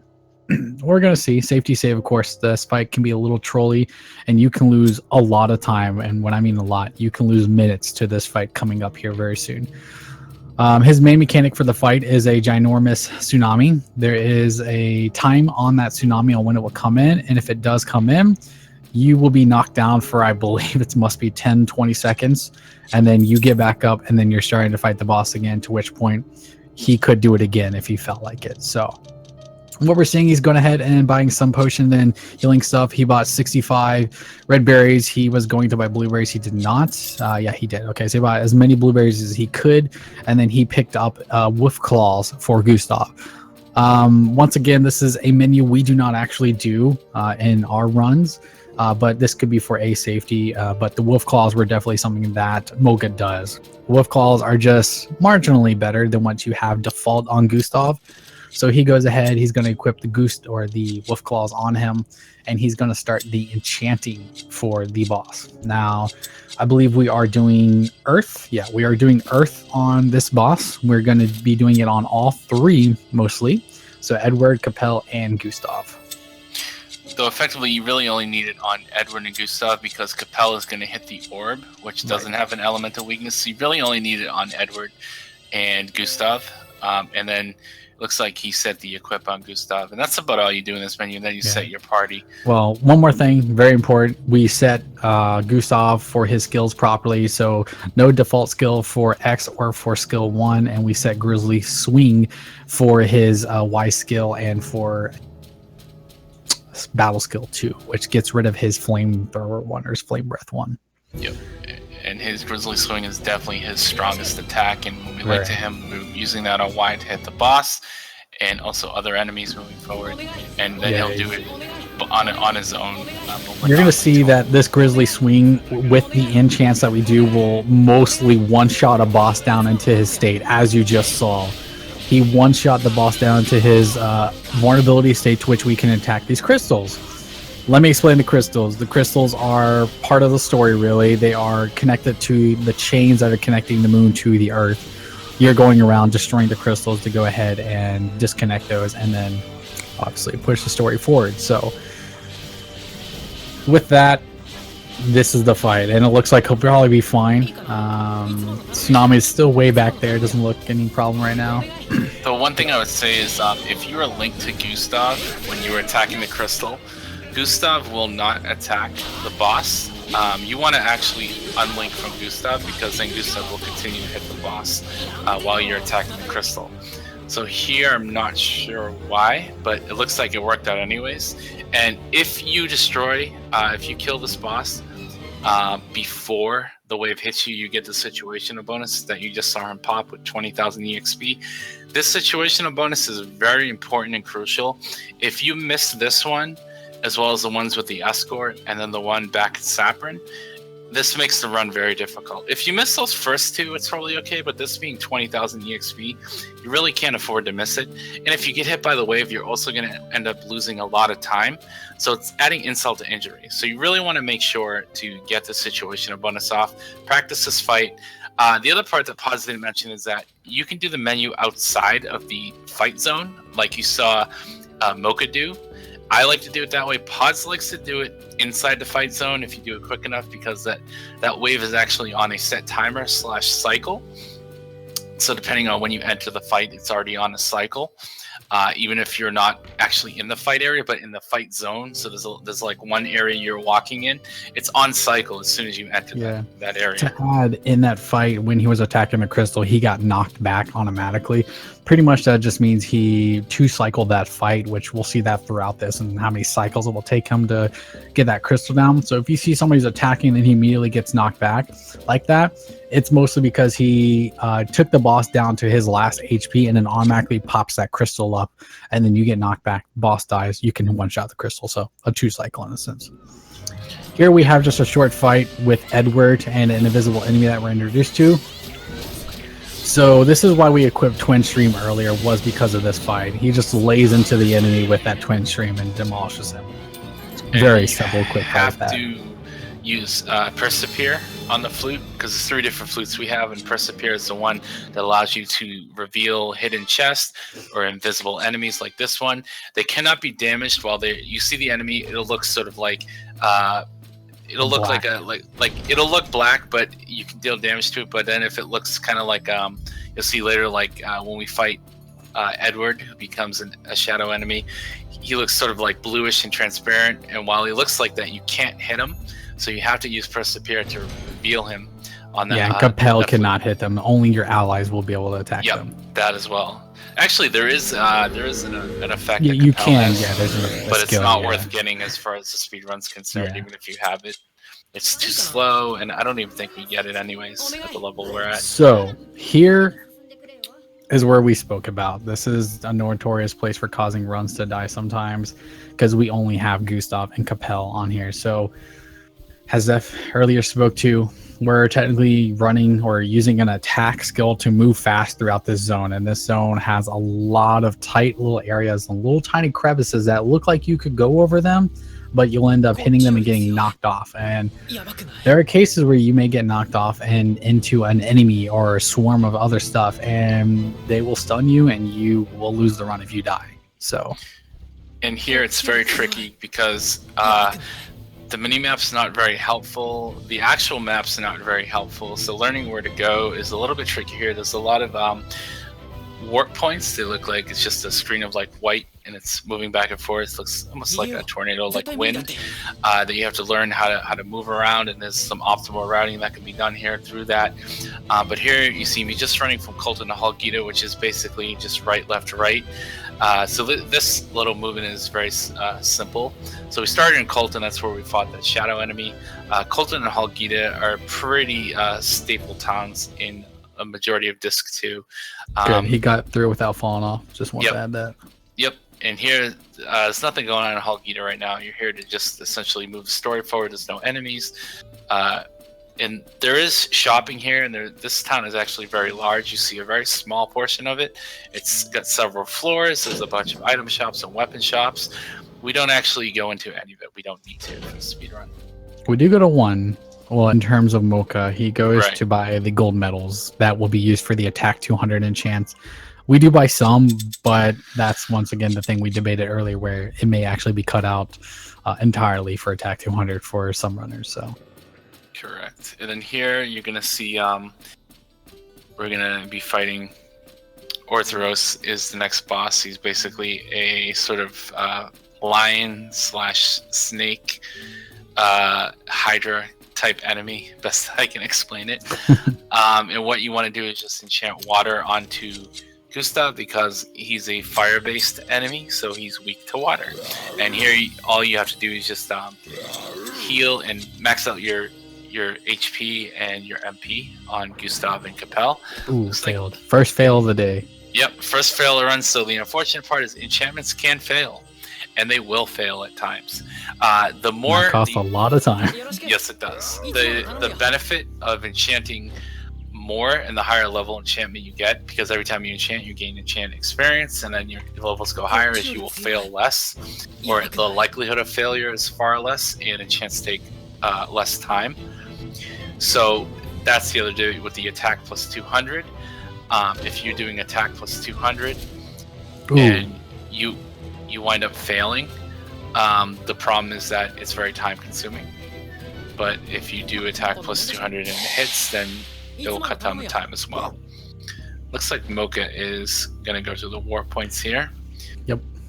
And this is a shortcut back to where we need to go.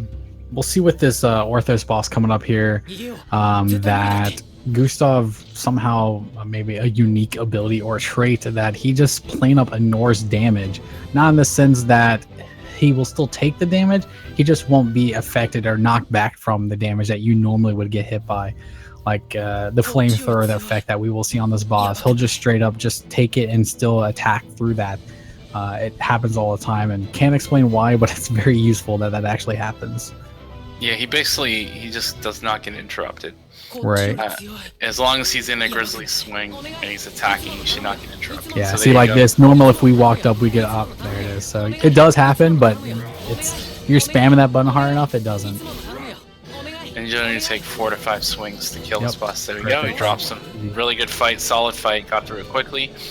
And now he's going to go to the east here. You can ride Gustav here. You have to wait for this amigo to push forward a bit, and then you can get by. But looks like he's choosing to go on foot, which is a safer bet because, again, here, if you get knocked down by an enemy, it takes a few seconds for you to stand back up, and then they can just swarm you and start attacking you, and it doesn't give you any time to move, and then you can get killed, and then your run's over because Gustav, again, cannot revive you. So it's very risky. Especially in a marathon, you probably want to go the safe bet and just go on foot. If Gustav dies, it's too bad, so sad. You can res him when we get to a safer zone later.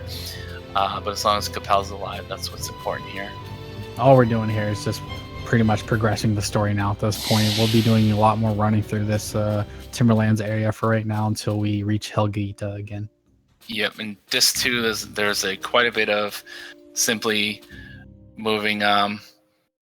Oh, excuse me, we forgot about Colton. I totally forgot. The Colton fight will be coming up. The invisible fight with we Edward. fight Vermified Edward and RIP headphone users, which is yes, awesome. We will warn you, there is a very massive RIP headphone users coming up. I'm not sure how loud the stream is, but a very unbalanced sound coming up in a certain area. So,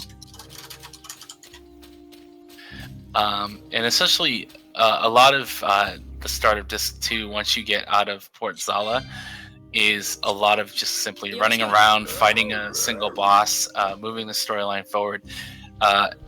And there's really not any dungeons for quite a while.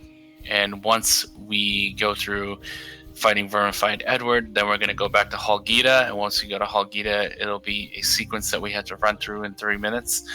And then get to the top, to the 3rd floor and move the storyline forward. And then we will finally get to our first dungeon of Disc 2, which will be Dias, which we'll see coming up. So there's a lot of just little things going on in the beginning of Disc 2. A lot of just moving around in the woods here, moving the storyline forward, fighting your 1 or 2 odd bosses. The upcoming fighting Colton, I know we may say this a lot, but it is, once again, you could potentially wipe here. It's common. It's probably happened to us all again. But mostly every fight in Disc 2, there's always a potential for you to go ahead and just get wiped just due to what happens in the game. So we may just have to see what happens, and hopefully he'll get past it. It's normally not too bad, but there are cases where the boss will just keep laying into Gustav, and Gustav will never get a swing off to do anything. So. Yep, and the unfortunate part is even if you use your flute to reveal a vermified enemy, if it takes too long to kill them, they will basically become invulnerable after a certain amount of time, and you have to use your flute again. So there's a lot of management with that. And Gustav, as long as he hits them quickly enough, you only really need to use the flute twice in a fight, bare minimum. But sometimes you might have to use it 3 times, so Gustav dies, and you have to res him, or he gets interrupted too much. So the fight can become a real cluster of destruction if you don't get things off fast enough. But if it goes clean, RIP headphone users coming up. Just I'm telling you in advance here, in less than 30 seconds, you're going to have that coming up. So yeah, the audio is completely imbalanced here for whatever reason. Not sure why the game designers decided to make his audio obscenely loud. Okay, as expected. Phase 1 easy. Yeah, Phase 1, Phase 2 can be easily swinged with the Gustav to go ahead and just one-shot him. Yep. Here he's using flute again to reveal. Oh. Yep, so there you see him in that sort of bluish, like transparent look, and he's using flute again to get him revealed. Lost his side, he's not going to do anything. There you go. Right. Okay, here we go. RIP headphone users. Yep, here's where it gets very loud for whatever reason. Balanced audio feels bad, man. But he just revealed him, so he should be able to get 2 to 4 swings in pretty quickly. Wow, that's really good. Yep, he's just getting knocked up. Okay. And he's gonna have to flute again here. Wow, fantastic. That went really well. Great fight, impressive. And he got the situational bonus of 20,000 EXP. So that's another situational bonus. It's pretty easy to get off without a hitch. Most of the time, even if the fight goes bad, you have quite a bit of time to kill him. Yeah, you can do that fight easily under a minute or 45 seconds if you're fast enough. Yep. And now we're going to run back to Helgita here. And unfortunately, Helgita is now under siege by the Order Knights. And we have to get to the 3rd floor under 3 minutes. There's also a situational bonus here for some items that are relatively ineffective for the speedrun.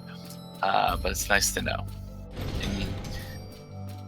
It seems very hard for this one situation bonus and Helgita coming up that it's hard to miss it. And yeah, I guess casually people would actually kill the ads, but it seems wow, okay.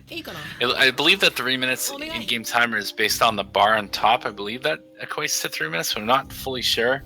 It was real-time 3 minutes, but I mean, it's always a non-issue for a speedrunner because we just run by everything, get to the top. So I've never actually counted the time out or timed it personally because I never felt the need to. Right. And missing this item never happens really because the The enemies generally ignore you because they're fighting a bunch of soldiers that are trying to defend Halgita, and they're trying to kill civilians. So 90% of them just ignore you completely. There are some vermified enemies at the very top of the door you need to go to, but as long as you keep moving forward and you get to the door, a cutscene will ensue, and you'll never deal with them attacking you. And so they look a lot more imposing and threatening than they really are. So yeah. Another good impressive movement getting through this whole area without being knocked down. So it looks easy, guys. I promise you it's not. It really isn't. Yeah, you can get to know the zone pretty well and get a rough idea, but sometimes there are just cases you'll get knocked off. There'll be times where an enemy will be out of position through a narrow corridor that you're trying to move through in one of those areas, and then you'll end up just hitting it because you can't go anywhere without getting knocked over because it's too tight of a space. And so there'll be like RNG based on that where enemies are positioned weird. Right. Which is unfortunate. So not much going to happen. We're just running to the top of this Helgita Tower because we can't take the elevator to the third floor. So yeah, it's blocked off or it's broken because they're under siege right now. So it gives you a good impression of the scale of this actual zone, though, that we really don't explore. Yeah, like we said, Helgita is very large, several floors. The first floor especially has a whole section wrapping around where there's a bunch of shops and things. I believe there's some NPC homes and stuff back there. We just never go there. This is actually arguably probably the largest town in the game, just based on how many floors there is. Yeah, I would say. Yeah, for sure. Either that or Colton. Them maybe similar. Just really Colton large. has just the port area and other zones to it. So true. In terms of its impressiveness, I would say Infinite Undiscovery impresses way more in Disc 2 than it does Disc 1. If somebody else were to just watch this game or play it casually. Yeah, for sure. Disc 1 is very short, and the only reason Disc 1 is actually, even though an hour and 15 minutes is not very long, it's generally about how long a run takes through Disc 1. The refugee section really slows you down. It's about 10 minutes or so, 8 to 10 minutes for that whole section, and so that's what really makes it feel longer than what it really is. But other than that, it's basically an hour for the first disc, and the second disc is about an hour and a half, give or take. But yeah, so here you'll see the vermified enemies, and they cluster around right in front of this door here. It looks really imposing and threatening, but as long as you just get to the door, bada bing, bada boom. I believe you get Malice Wood here, which is the item you get for the situation bonus, which really is of no effect. Yep. For the speed run.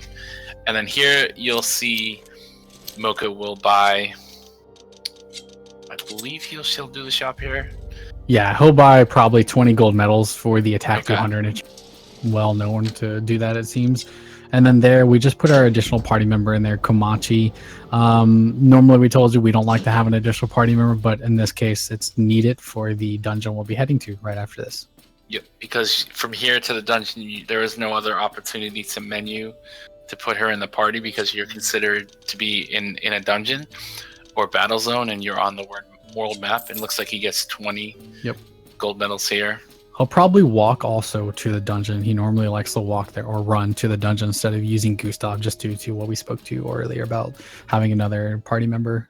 Yeah, you can and will get knocked off here with Komachi in the party. So unfortunately, there are very rare cases you can go pretty far with Gustav before you will get knocked off, but in most cases, yeah, it's just safer to run to this zone.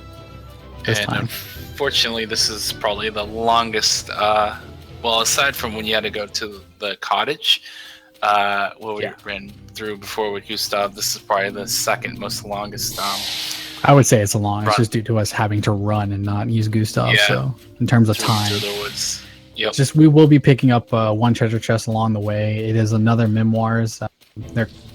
They sell for a lot of money, so that's why we always pick them up, and they always seem to be right there in a convenient spot for us when we're already going that way. So it just works out. That just helps us get more money for when we need it. Definitely.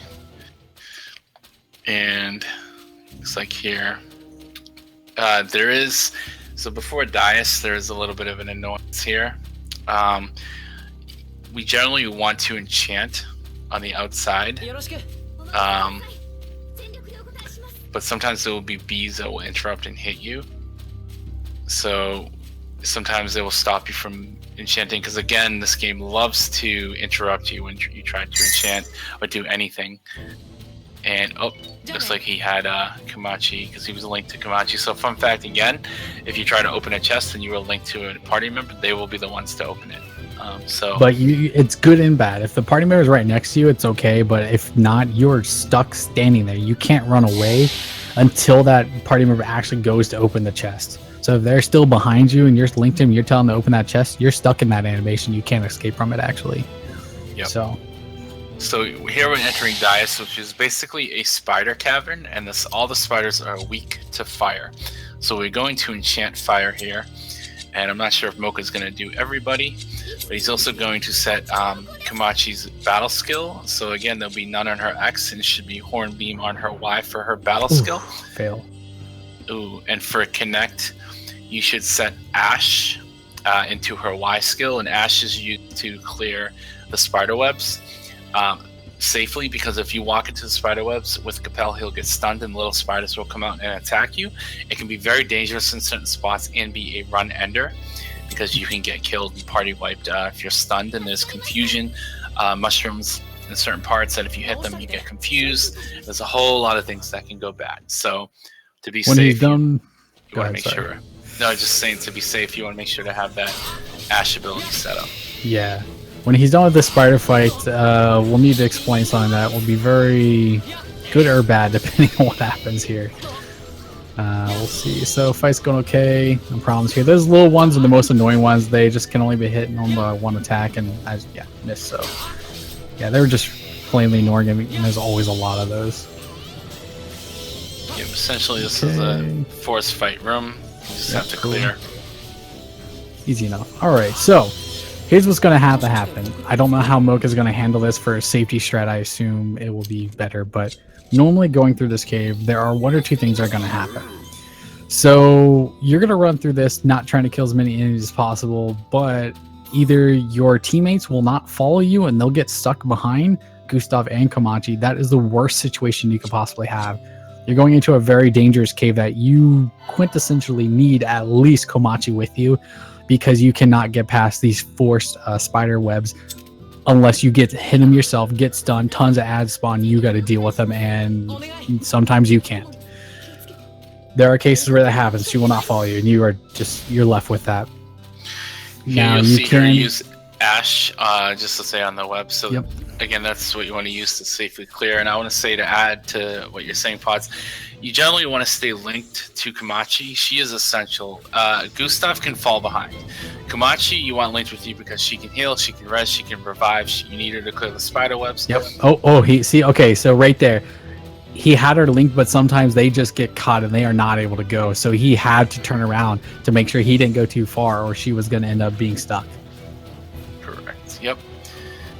And essentially, your general rule of thumb through this spider cave for most of the way is you want to go right every time you see basically a direction like there to turn. A couple times you'll go left though, and those are later in the run. So if Komachi's not with you over those large chasms, once the spider web is created to run over, what I like to do is to kill those single spiders to let her catch up, because it is very important that she stays with you. Again, it is very essential for this dungeon. If she's next to you, you can pretty much run by these enemies. Here you see Gustav is somewhere way behind. That's no problem, because once you go into the boss fight at the end of the cavern here, he will be loaded right in with you, so you don't need him next to you. Now, once again, this is what could happen if Komachi had the same thing. She'd be way behind and never catching up. And that's bad news, because if you get killed or get stunned, you cannot clear the spider webs without getting stunned with Capel. Though I do believe there's an oddity that we did not experience back in Castle Provant, where it seems like you can actually be healed through the floors and multi-level locations. Dais is another location where I've had it, you'll die and they'll miraculously throw medicine or a revive on you, even though they're nowhere in sight. Right. So, yep. And that's nice. Generous sometimes.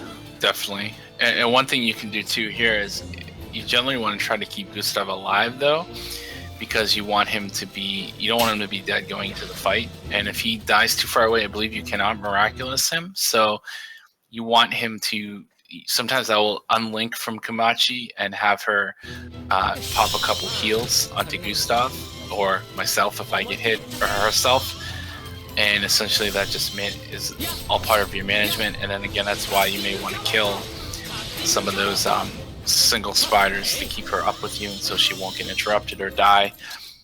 Now here you have to basically take this fight because there is a scorpion and a bunch of little spiders that you need to kill, and there's the mushroom to your right is basically confusion. So it's a confusion powder, so if you hit it you'll get confused, or your party member will, and then they may attack you and kill you, and that's not good. So you want to take that fight safely. Generally you want to bait the scorpion to move forward and attack it so that you don't hit those mushrooms. And then here you're going to see Mocha go left, because you're going to go after that room, you go left.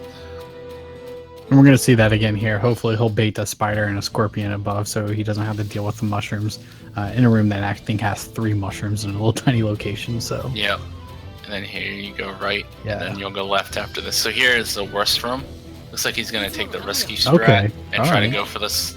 You don't have to fight them. You can have her go and hit the web, but it looks like she got interrupted. So now he's going to have to fight them.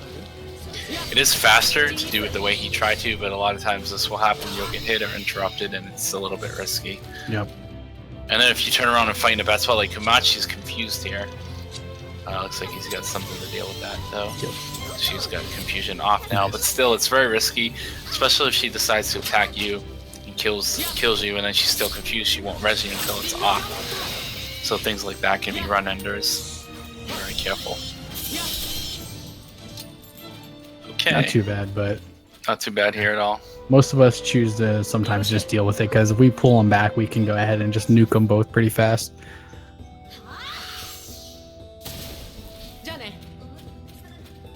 Alright, so I believe he's going to be picking up the optional sword.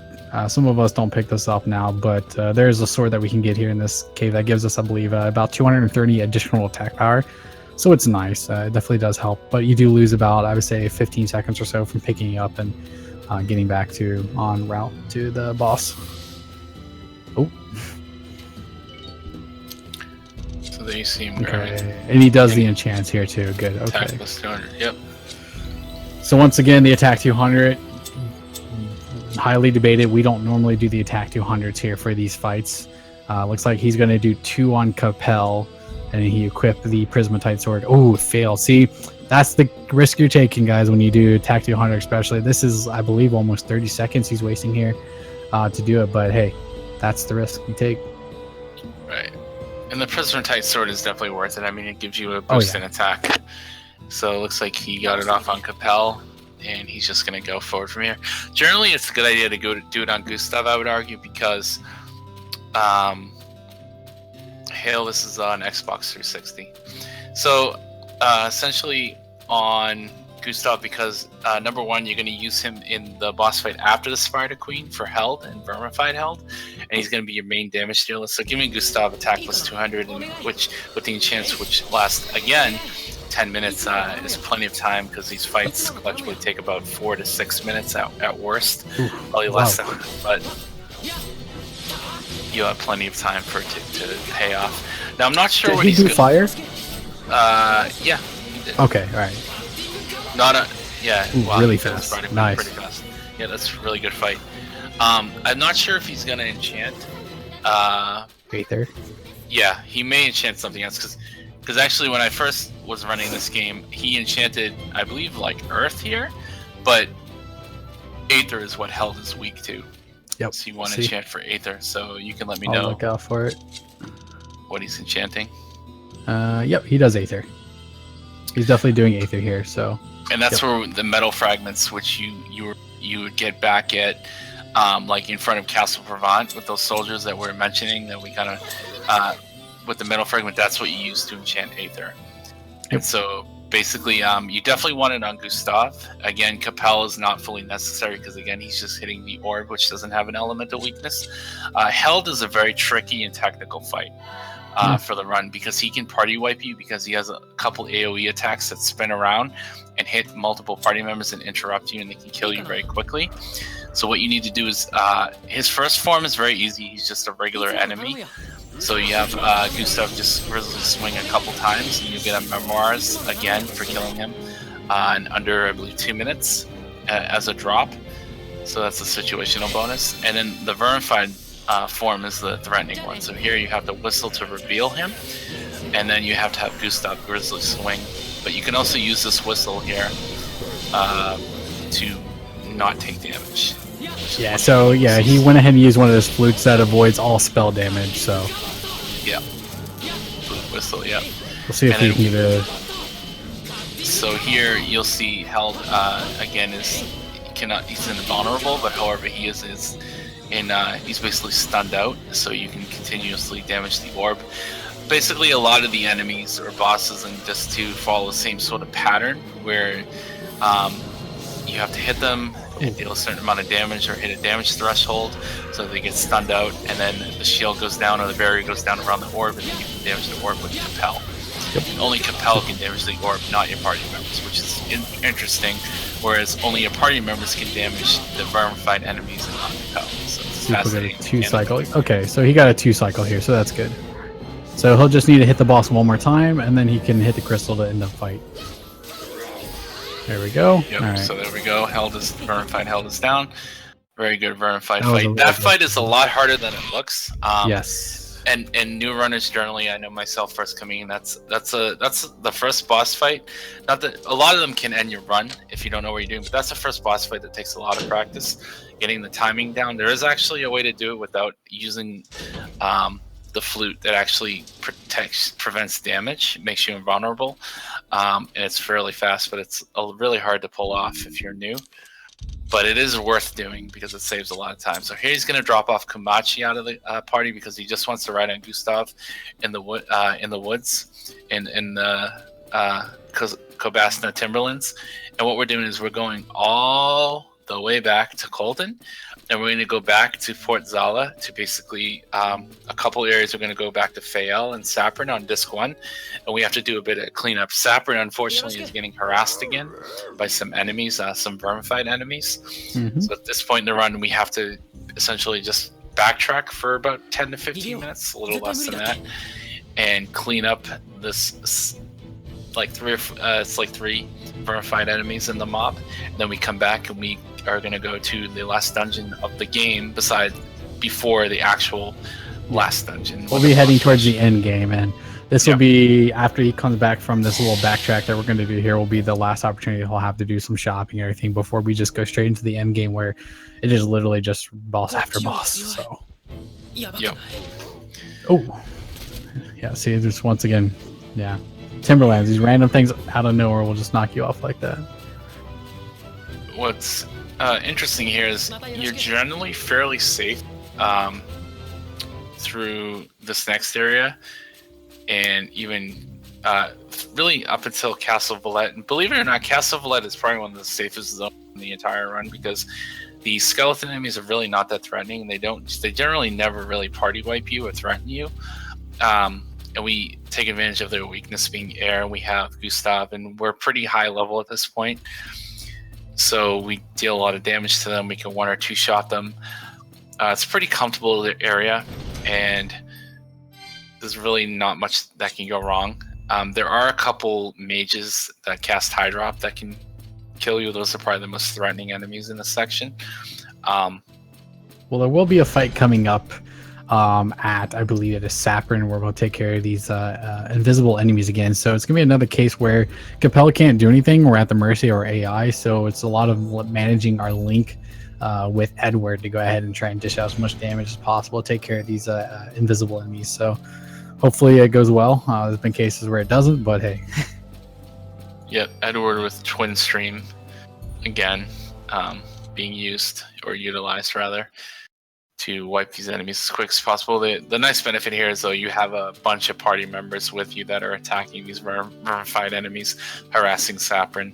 And here it's a lot of just running around back and forth. There are a lot you'll see in the dunes here and the desert. There are a lot more threatening enemies, a lot of Vermified enemies and higher level damaging enemies, and a lot more enemies around the area than previously when we were escorting back on Disc 1 the refugees.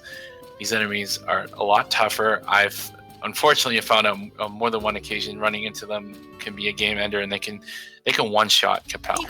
What I'm So you have curious to be very careful. is older route, and what I do believe Mocha probably still does is he does his final item shopping here in Fael, I believe, instead of our normal location in Colton before we go to Castle Volez. So I'm curious to see if he's going to do that, because that is an older route that he did used to do. So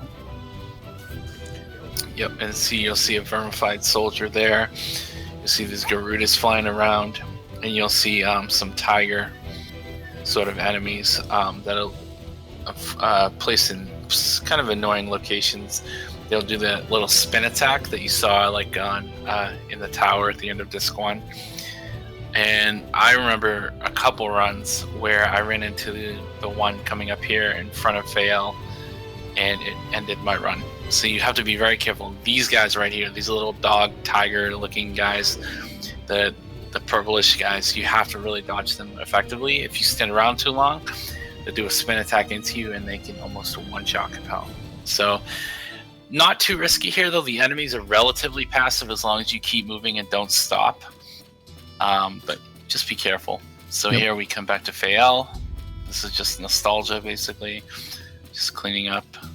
Again, this is probably just added for story, but this is another part of the run where if they cut this out, the run would be dropped down by about another 10 minutes.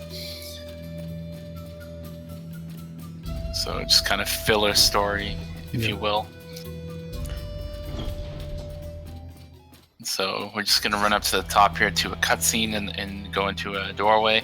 Then we're going to be placed back on the desert. We're going to ride on Gustav, and we have about 3 minutes, I believe it is, that we have to get to Saprin.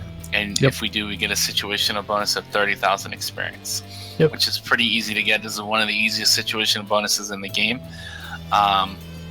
Just don't die. Cases where, if Gustav is dead, you need to make sure you revive him before you go into that situational bonus, though. So it does happen where there's been cases where your guy will die here while you're running or do something. So just make sure he's alive. So it's kind of important that Gustav at this point gets as much XP as possible, as he is the guy doing all of our damage. So until about the last, couple bosses in the game, Gustav is doing it all.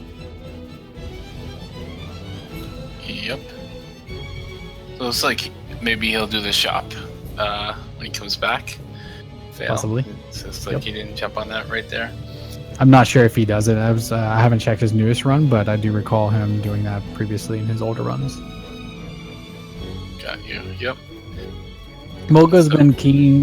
He came back recently, and he's adjusted to some of the newer strats that we do not use as the North American runners, but there are still some stuff that we do differently than he does. So preference again, but just kind of pointed out to see what he will do.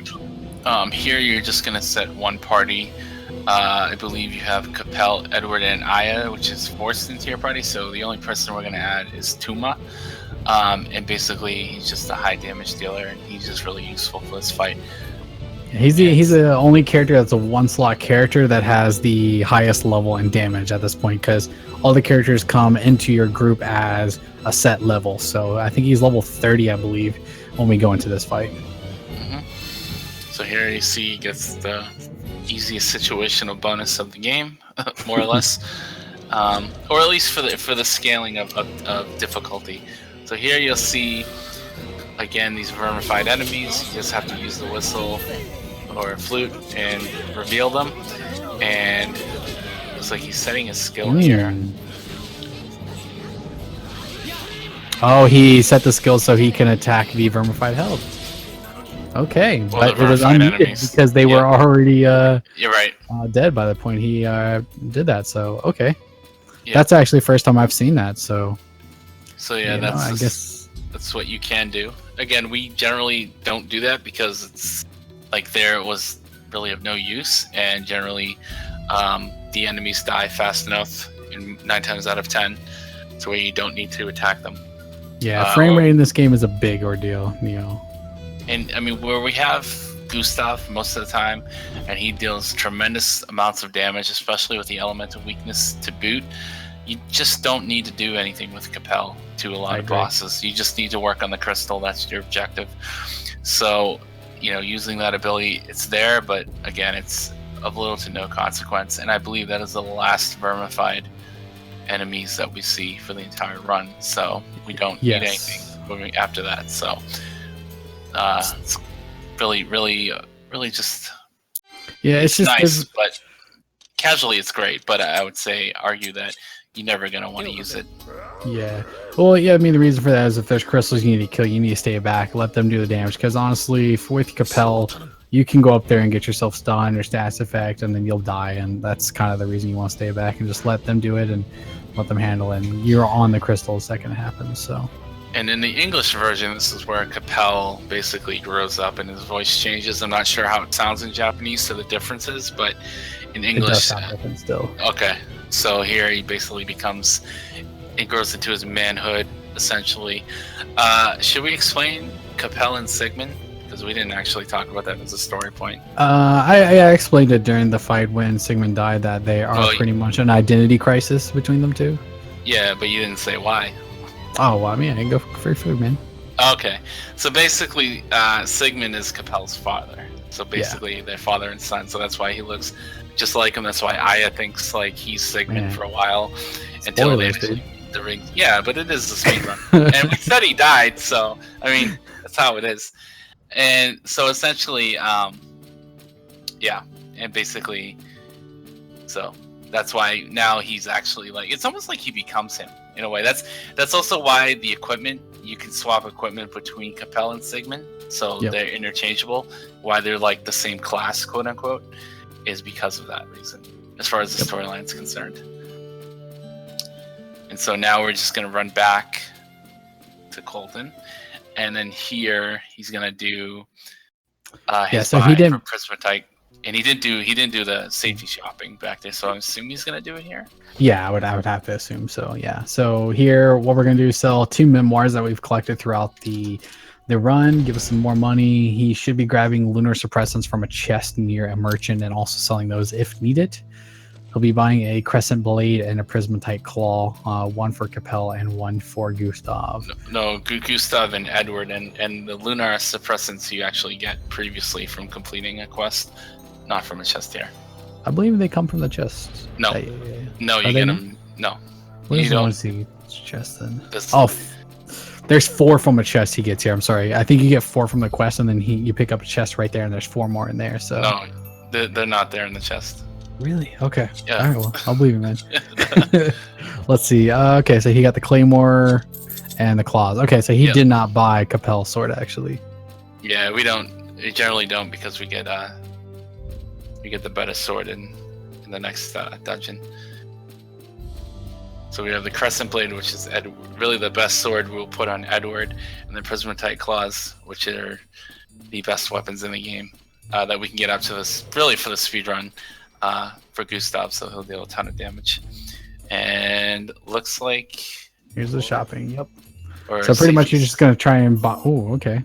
Maybe so he's gonna go for the safety save here. The shopping's across the street, so I wonder if he's just doing this for Castle Valette, probably to be safe and to make sure that. I think he'll buy a Gemma probably instead because it makes sense to buy your items before you save. So yeah. So I assume that he's just gonna go straight for Castle Valette then. Yeah, he's gonna do it at Gemma. It seems like so. Yeah, you don't have to buy twice. It is safer if you expend a lot of healing items. Up to this point, if you don't feel comfortable, you can shop here. But there is also Genma, who's our traveling merchant, which you'll find in the cave after Castle Valette, which you can buy from, and before the final stretch of the speed run. And so now we're gonna hit Castle Valette for what is single-handedly probably the largest menu in the game, or amount of menuing that you're gonna see. It is broken up by a fight in between, but you're gonna set all your party members here. All 3 parties are gonna get set.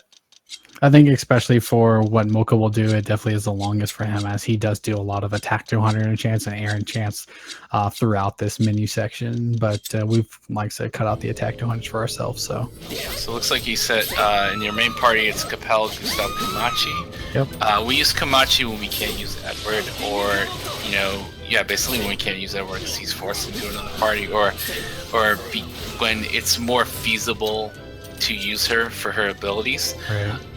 More specifically for this section, we actually have her to grab a weapon that we can only get if we have her in our party. Yep.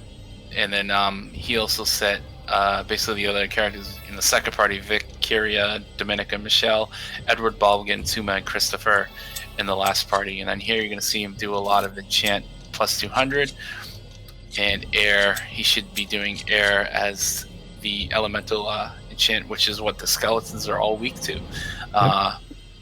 And then he should equip the Prismatite Claws on Gustav here as well, and max out HP and MP. And yep, so as you see, the attack plus 200 does take quite a bit of time, but looks like he's all set. If I recall, it looks like he only did air on Capel and attack 200 times 2 on Capel too. He didn't actually enchant anybody else, it seems like. Okay. So yeah, Honeysickle is the ability Kamachi uses, and we'll use that to grab the instrumental sword after a maze that we have to run through in this dungeon, which is basically Capel's endgame sword and weapon. Edward's weapon we will equip once we get control of Edward after this dungeon, and we'll set that on him in a little bit. But as far as running through here, you basically are just running through the hall, this dungeon here, running through a lot of hallways. You run into a couple force fights and an Envy mini boss. I think he's called Envy, which we'll kill. And then we'll run through a maze, which is a little bit tricky. And if you do it wrong, you can actually get party wiped. So you want to make sure you know where to go through this maze, because everything, like a standard maze, looks the same, all the rooms. So it's really overall, it's a simple dungeon. It's not really too complicated. Yep. It really just comes down to you should not die from Envy. If you do, I don't know what to tell you. But the maze or our final boss here. And well, Envy can actually charm you, so yes. that's the other fun fact. But he rarely does it, and it usually doesn't. Even if it happens, doesn't end your run. I've seen. So there are cases though where if you can get too far ahead, and Gustav and Kamachi again won't follow you here. But at least keeping Kamachi or Gustav with you is good. It doesn't really matter for each of them. So. Well, I would say Gustav linked is... Well, no, actually Kamachi linked, because, again, for healing, to res you. Yep. Right. But Gustav, if he doesn't follow it, is a bit of a pain, because it makes the fight slower, because he tends to, like, one-shot all these skeletons. So that can be a bit of an issue. But with... What was I going to say? The other issue with why buying gold medal for attack plus 200 is also something that you may not need to go to Fena in Holgita for, is because these skeletons drop gold medal, which is what you use to enchant attack plus 200 for free. And so with fighting these force fights, you get quite a bit that you can use for the end game if you want to use attack plus 200. So that could save a few seconds on that shop earlier. And if you're not going to do it, then that's even more the reason to not use that shop. But you will miss out on using the enchant for Dias and for Held and Vermified Held, and for this section up until you actually get the drops there, meaning you would have to enchant probably before the maze or before Surrender, which is the boss at the end of this dungeon. And fun fact, Surrender is not weak to any elemental attack, so we just have to kill her basically. Yep. But all three parties are there with everybody, and they're all going after her, so she takes quite a bit of damage. But she has a lot of AoE attacks. A lot of AoE attacks, and she has an AoE stun. But again, your best bet here is just to link the Gustav and have him do Grizzly Swings and rinse and repeat. Yep. Same rhythmic process. You basically hit the bottom of the chain. You hit the ball, and then just try to two or three cycle her at best. And it's the same process. So a lot of the boss fights are pretty much, like I said, very identical on this too. Some of them have, the differences in their attacks or how you have to deal with them, like Held having a vermified form. But a lot of it, the themes and concepts are basically the same until we get to the boss rush, which is coming up in about 10 minutes or so. 10 minutes? Oh, it'll be about 20. Less than that. It's not so far from here. Dungeon and Dragon, stuff like that. So yeah, I think on estimate, I mean, he's a little bit behind, but actually still should be sub 3, and getting a sub 3 to marathons, very good overall. So yeah. So here, we're gonna go to, there'll be another force fight, and then Envy, and then the maze. Yep. And essentially on Envy, you're just linking to Gustav, grizzly swinging everything, attacking, healing. A lot of it at this point, you know, we've covered like basically the gist of the battle system and everything at this point. Just all you're looking at is a lot of item management, healing when needed, giving yourself MP when needed, and just relying on Gustav and Kamachi to lay waste to these enemies, just clear the rooms, clear the Not force so much fights. Kamachi, just Gustav. But Yeah, Kamachi helps a little bit with Hornbeam, but she tries. yeah. So you'll see, and you also notice that you get quite a bit of level up stuff through these. I mean, I think you get like 2 to 5 levels through here, because these skeletons do give you quite a bit of EXP. And at this point in the run, due to it being a speed run, we are a bit under leveled for where we. But fortunately, the enemies here are not that threatening in the way that the battle system works in Infinite Undiscovery. Being under leveled isn't that much of an issue. Now, I did mention earlier on that it can become an issue because, yes. For bosses in the end game, you don't want to be too far under leveled, and the other problem is you want to have certain abilities like Reagan Leaf, especially on Capel, the boss rush at the end, and if you're missing that, then things can go very slow. And so here, Capel is actually charmed. Yep. Wow, of all things that happen in a marathon or run, he'll be fine. Gustav should be fine, but he has no control of Capel here. And Capel, oh, he's gonna rip Kamachi. Oh, okay, yeah, he's got Capel, control again. Still. So that went off fairly quickly. Thankfully, he has all the parties there, so I assume he threw something to heal him, to remove the charm. The charm can be a run ender, especially in the boss rush at the end, because it's only you three. I see, that's not too threatening. Gustav will just sit there to swing on him all day, so. Yep. Here is the maze, though, we spoke about. As long as you know your way, it's not that bad, but it does get a little confusing. I prefer to look at the mini map and look my way that way, because just looking at the doors makes things really complicated. So, and for knowing the run, this is probably the only thing I have notes on that I still refer to, just to make sure I don't screw this part up. I know most of it in my head, but I always read the notes as I go through. Yeah, just to double check. Yeah, because you don't want to screw this up. It's really important. Like, you can memorize like all the menus and everything else in the run, but I think here, in the only other menu that I use notes for would be the one at the beginning of this dungeon, because of all the party members you have to set. I don't remember 100% of the time, but those are like the only 2 spots I think I refer to. You'll lose a lot of time if you mess this one up, because when you get out, you can die, yeah. If you do survive, you'll get tons of stats effects on you. You could be stunned outside of this when you get teleported out for a couple, like 20 seconds, something like that. Then you have to go through this whole thing again. And it takes time. I think easily this is a 2-minute sequence just sitting here going through doors. So definitely. And this is the one point where if you get through this flawlessly without mistake, you get full HP.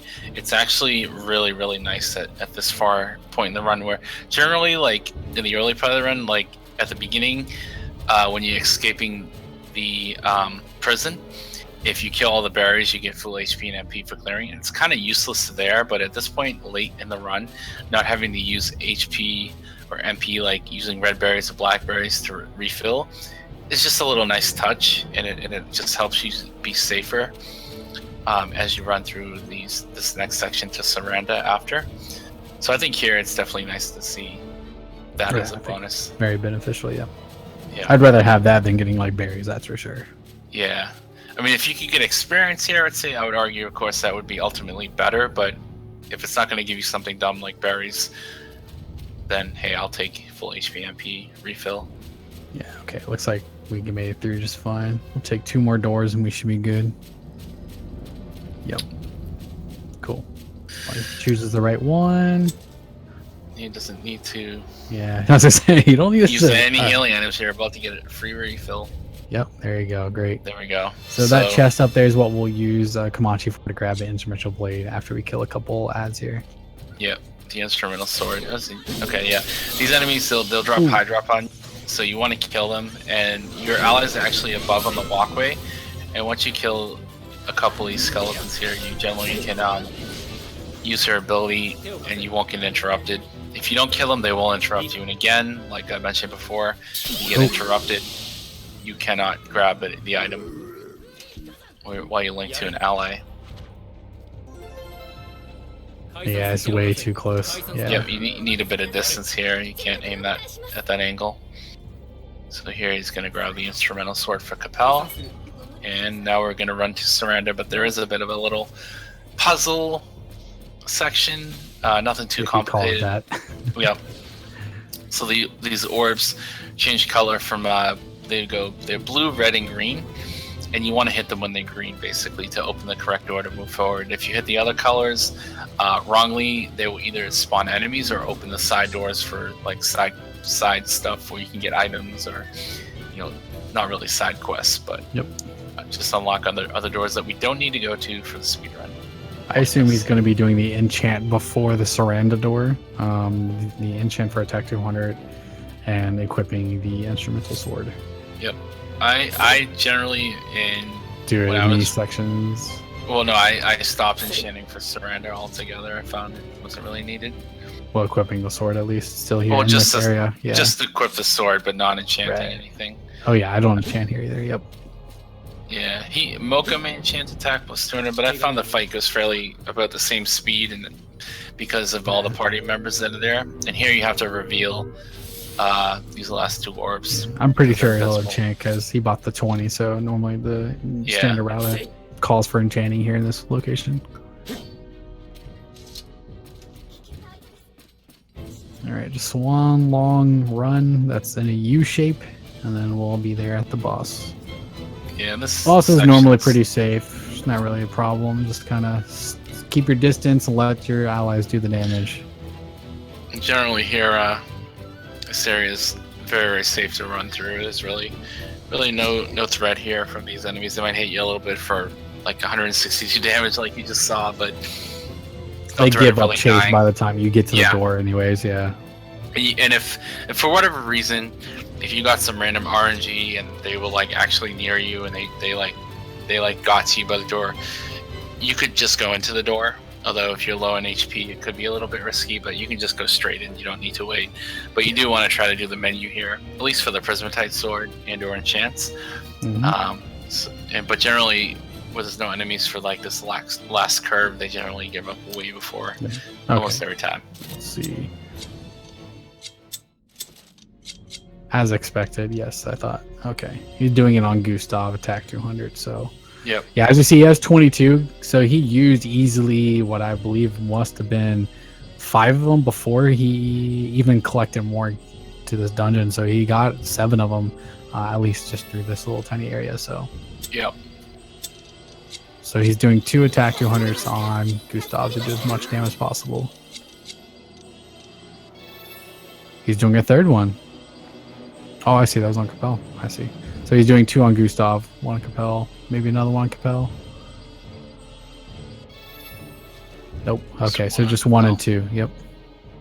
Here's Saranda, who basically is a relatively easy boss, but she can do some AoE stuns and attacks. But you will see all 3 parties fly in, and they wind up just laying into her. Yeah, just keep your distance, and you'll be normally pretty okay. She doesn't bother you too much unless you draw her attention. So. At this point he can attack. No, not yet. Nope. There we go. Oh. Yeah, okay. She cast the spell just right when she was going under, so ended up taking out Gustav with that, so you just had to get her up, or get him up before so again, going that's into the crystal. Now Gustav has lost all his attack plus 200 benefits. Exactly, yeah. So all that enchanting time gone, wasted. So that's where it's almost, you lose a little bit of damage by not doing it, but the time saved by not doing it might equate to like 1 or 2 more swings on Gustav. I think it's worth it, especially when we have all the other characters attacking her, and in this fight, enchanting is just really not needed at all. Still, even at this point in the game, you saw that I think he's item crafting level 4 at this point, and it still takes at least 10-15 seconds to get those attack 200s off, so they add up, definitely. So here you see her pushing the chains out from in the ground. This can stun you a bit if you get hit by them.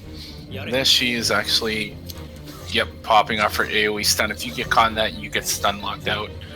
It's a very detrimental attack. But yeah, look, see Edward stunned there, but that's fine. Everyone else is just wailing on her. So after this cycle, she should take a few more hits and then be down, I believe. Oh, that one. Yeah, he got a 2 cycle, so that's good. Yeah. She should be relatively dead here.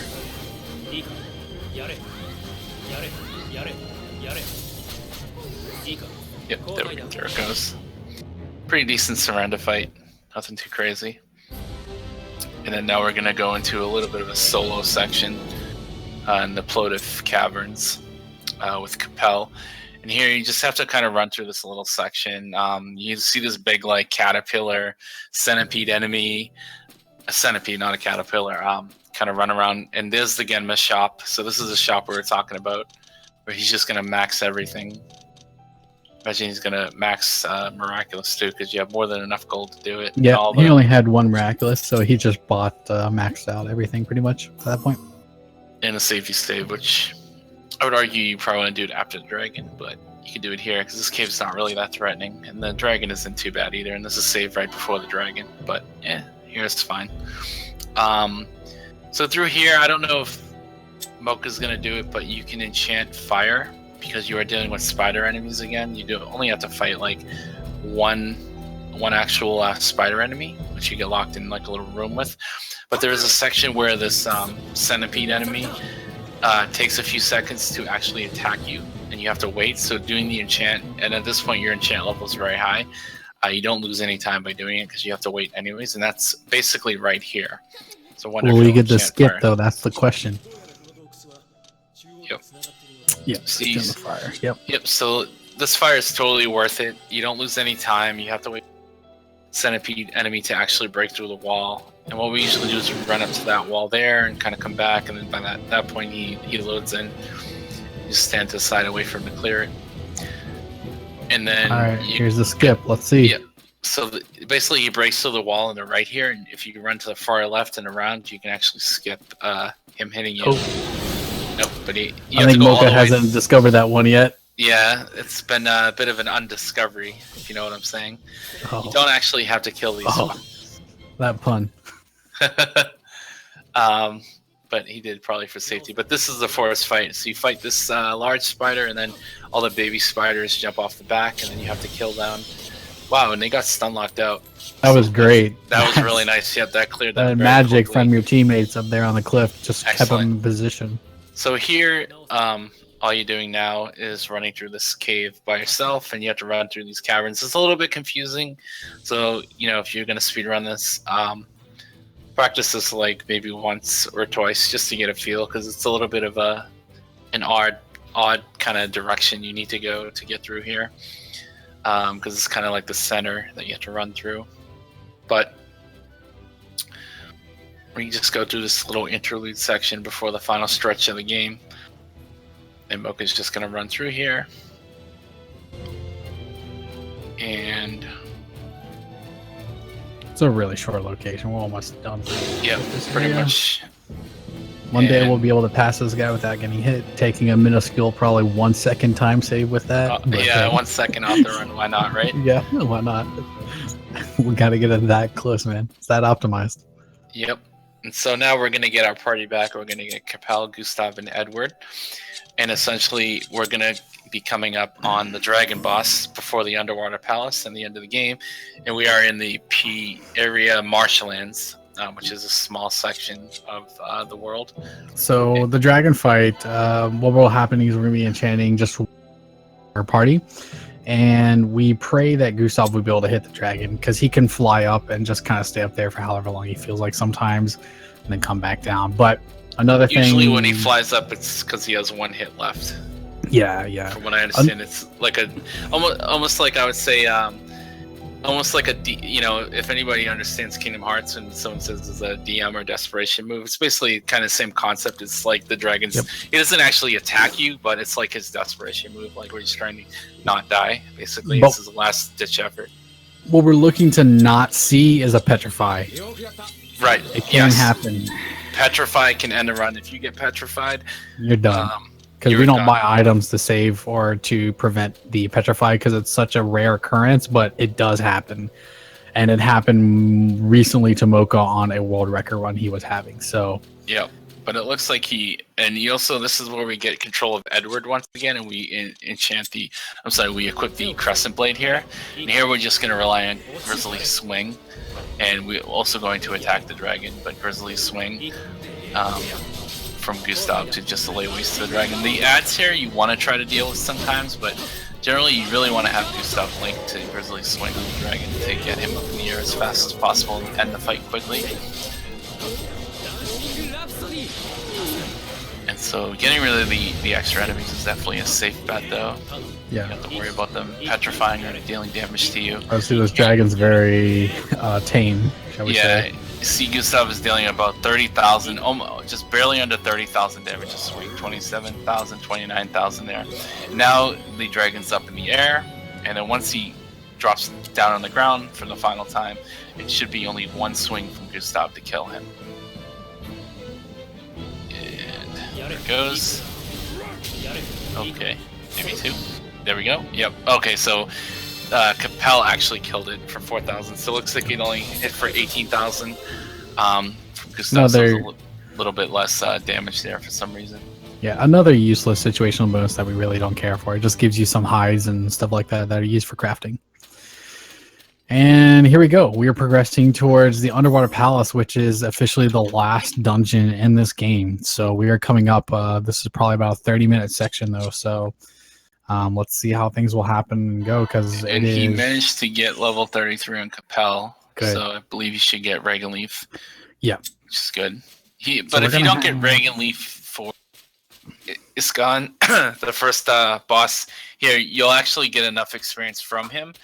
As long as you don't kill him with Capel, you get 35,000 EXP as a situational bonus, and then you should have Reagan Leaf for every fight after that. So you don't lose out too much if you don't have it for him. Actually, a lot of situational bonuses in this area in the dungeon are actually related to Capel not killing the boss. So Gustav or somebody else killing him.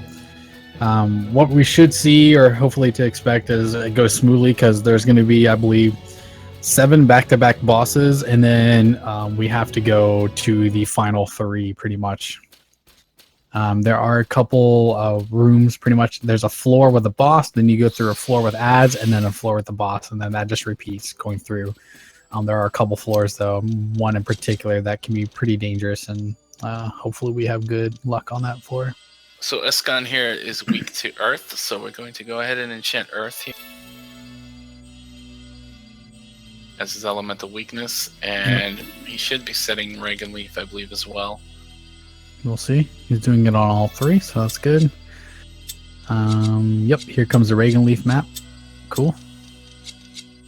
Of course, with Capel, you're only setting, your battle ability because you are in control of Capel and nobody's linking to him and using him. you're the player in control of him. Silly as it sounds, but it's important to note. Yep. He only has 1 set for his battle abilities, not 2, like everyone else with their link. Okay. They should go quite fast as long as nobody dies. He has a lot of enchants, so. Yep.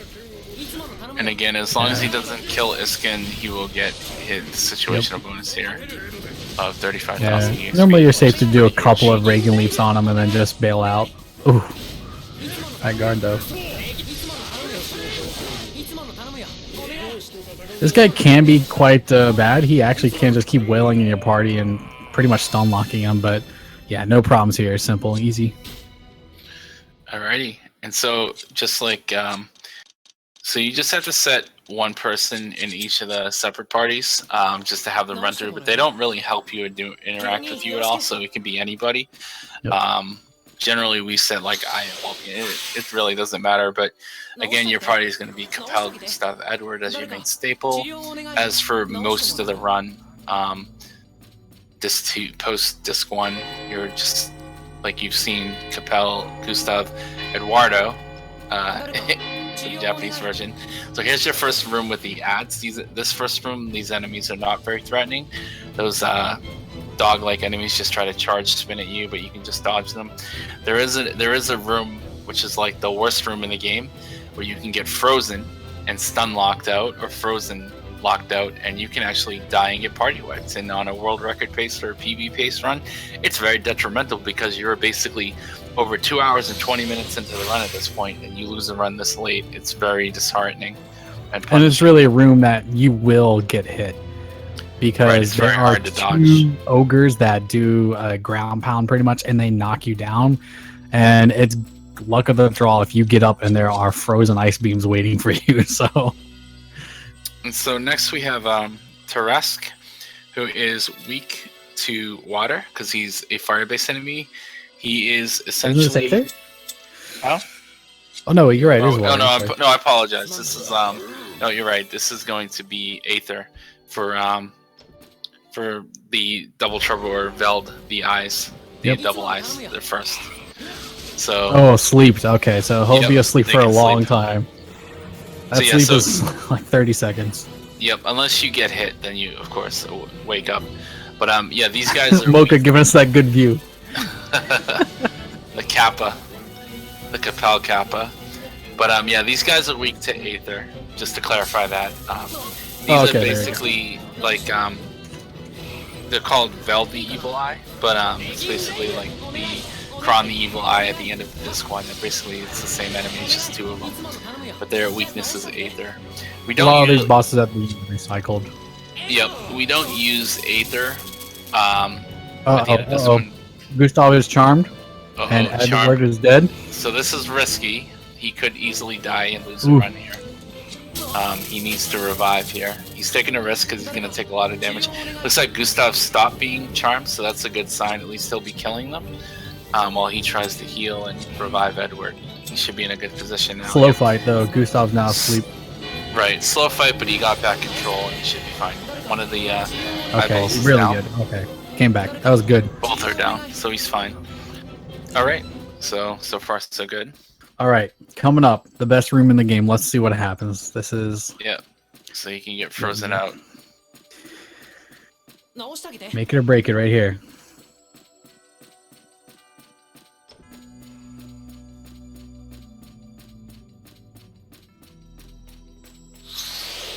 All right, so what's gonna happen? There's two ogres gonna drop down, hit them, and then we'll see what happens here. Probably the most risky room in the game, to be quite honest. It is definitely. All right, here we go. We'll see how he plays through. He's gonna go. He's just going straight through the middle. Ogre, there it is. Got him. Okay. Generally, you try to go wide to the left or the right, but it looks like. All right, he got through. Cool. Okay.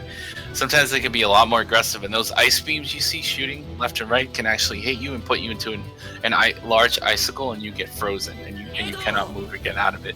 And if Edward gets stunned like that, the enemies will then in turn just hit you down to 0 HP, and they can kill you, and game over. So that's why that room is very deadly and risky. And unfortunately, it's set so late in the run. Game designers hate us, I guess, but that's how it is. Yeah, the worst part is that you're pretty much guaranteed to get hit by that ogre slam, and it just really happens what's going to happen when you stand up. So, because if the dragon is to give us any type of note, then we know what to expect. As far as this, so what's going on is we're going to go ahead, and I believe we are facing. This is the Orthos clone. Well, Teresk, yeah. So this is the one I was calling for. So he's weak to water because he's a fire-based damaged enemy. The Teresk clone, or this is Teresk. Yeah, has a different super name. Simple. He's just as easy as he was back in the forest. So yeah, just water enchant and just grizzly swing away. All right, so he's out of the way. Pretty easy fight. A lot of the enemies in the boss rush here, actual bosses themselves are not an issue. There's really none of them. I mean, Iskin, you have to MV's probably the hardest, I would say, is the hardest one out of these. Yeah, MV, I mean, you have the threat of being charmed again. Yep. Although this one's called Greed, so they have different names, but it's the same enemy. It's the same exact enemy. They do all the same attacks. They have the same elemental weaknesses. There's one enemy, which is the Kraken, which is unique here, and Iskin is unique. You didn't see him before, and then Karathos. But other than that, you see a lot of the same enemies just recycled. Oh, and the octopus we'll see too. Yeah, that's the Kraken. The Kraken's a turtle, right? No, the turtle is Karathas. Oh yeah, you're right. My bad. It's been a while. All right, so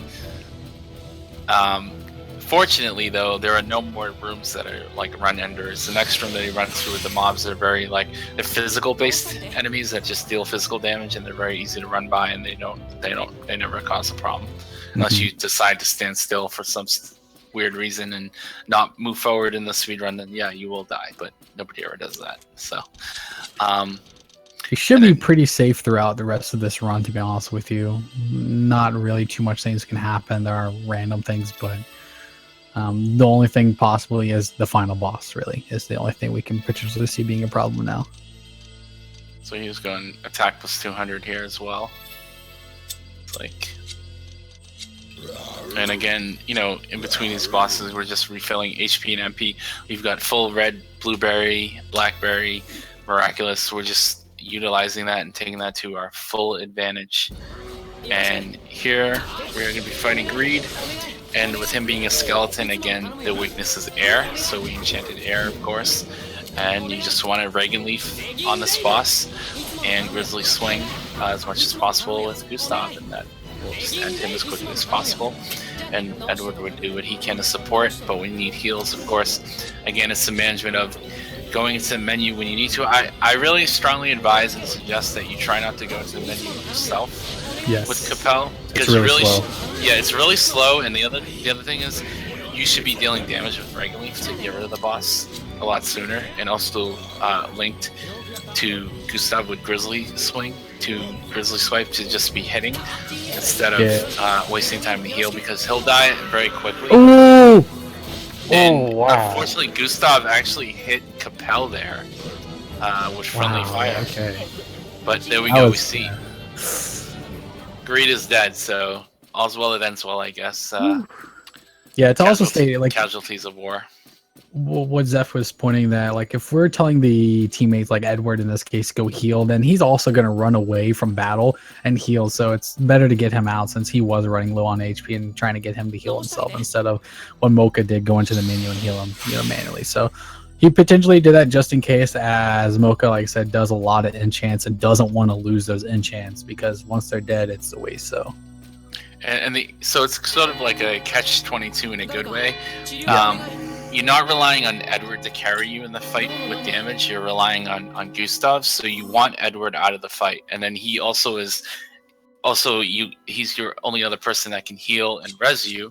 So him being safe is actually really what you want. Now, when everybody's at full HP or relatively healthy HP, him dealing damage as well is all well and good. But your main focus for damage is yourself and Gustav. So let Edward run away. Spam the heals on him, and that's your best bet.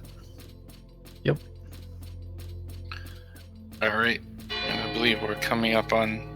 Before or after that boss, there was a chest we could have got for Sovereignty Ring, but most of us skipped that now. So. No, it's later.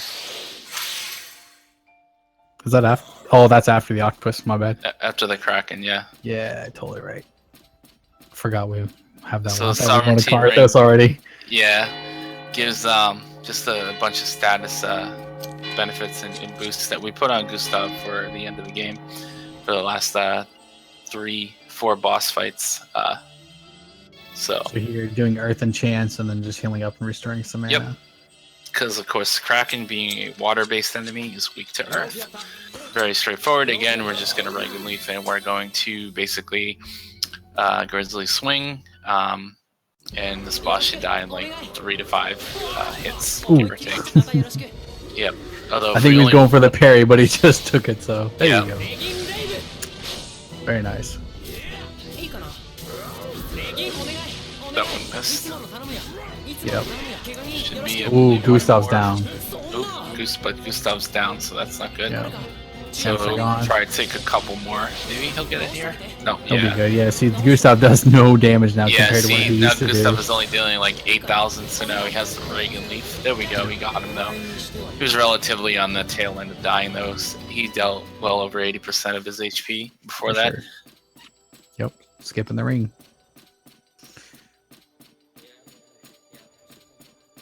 So it looks like he is skipping the sovereignty ring. Mhm. That's fine. Yeah, I don't say it's needed. It just does give not- you an additional like 200 attack. So it's Yeah, it is nice to have though.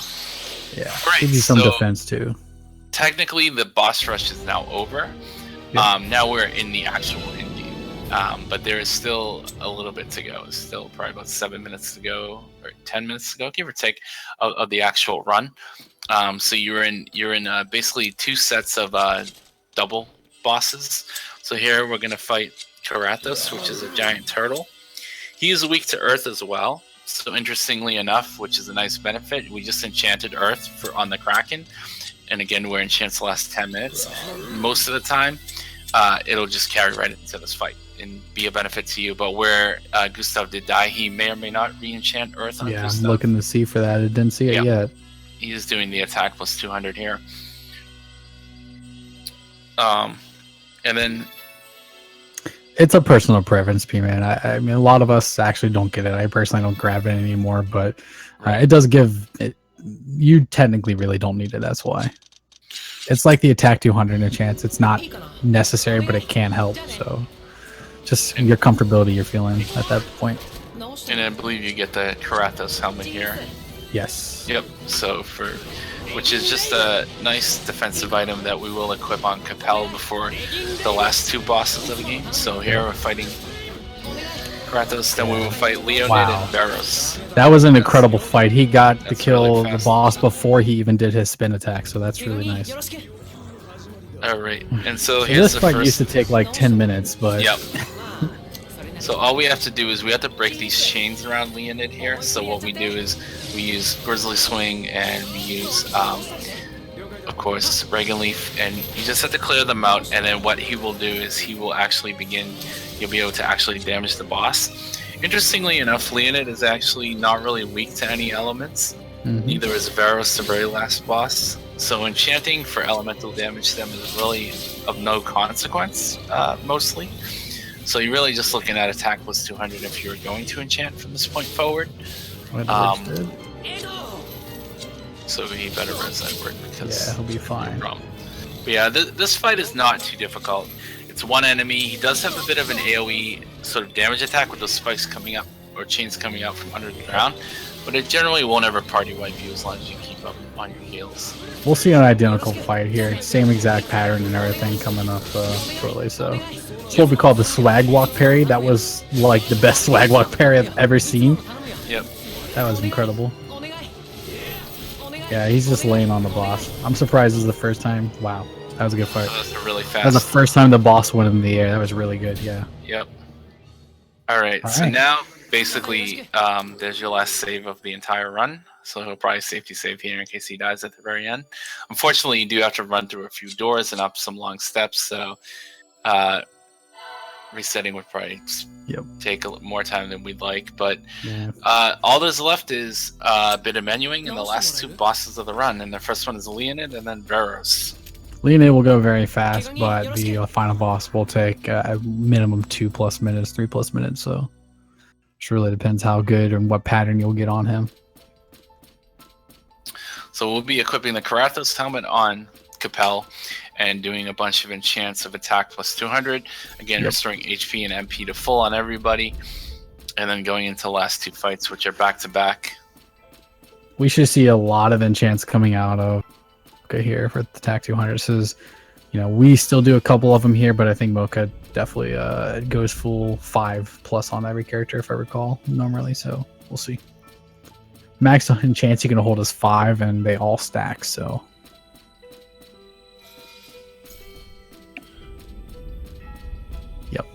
And where they last 10 minutes. These fights 5 generally minutes for the bosses, or for only that's right. elemental is 10 minutes. Yep, that's correct. So, but these fights generally take about 2 minutes each, give or take, for a speed run. Although the second boss or the final boss of the game, Varos, can take 3 minutes, 4 minutes if it goes bad, and it can go bad very easily. It is easily the most clunky fight of the entire run, and most frustrating. Yeah, and In most fact, confusing Mocha, and annoying. Mocha has lost a couple runs here recently, actually, on boss due to its mechanics, so it's not fun. It's the one fight where you are forced to actually menu heal yourself, and this is where my gripe with this game is that the healing and the way it's done is just really not the best. I think they could have done a lot better job with their healing and their menuing design. The fact that you have to actually go into the menu and like it doesn't pause the fight, or like it's just very clunky. You can't like fast equip healing items or do anything to shortcut it. It's just really bad design. So yeah, we just went through tons of enchants here, pretty much just maxing out and using all the gold medals that give everybody attack plus 200. But remember, second somebody dies, those are all gone. So hopefully nobody dies in this first phase, because they're all used normally for phase 2. And this fight here, Leon, is basically just a repeat of the last fight. Yep. It's really identical. I think he's a little bit stronger here, but that's about it. But this fight is essentially an identical fight. But you want to be safe here. He does have some pretty bad attacks, where he can essentially party wipe you. He has this like, he'll go into the air and he'll shoot this like AoE like attack down. Which is very devastating. So you want to keep Capel at a distance here. You essentially just want to rely on Gustav to kill him. And Edward a little bit. You really want to keep Capel safe. This fight is a little bit more risky than the previous fight. Nice. That went pretty well. Yeah. He barely managed to keep Edward alive, so he didn't lose his enchant. So, all right, here we go. Final boss. Let's see what happens. Yep. Let's pray this goes well. All right, so phase 1, here we go. He has spinning circles that will rotate around him, and the one that is spinning will determine the effect that will happen in the world. And you can only attack the ones that are not spinning, so you need to go ahead and destroy all of these.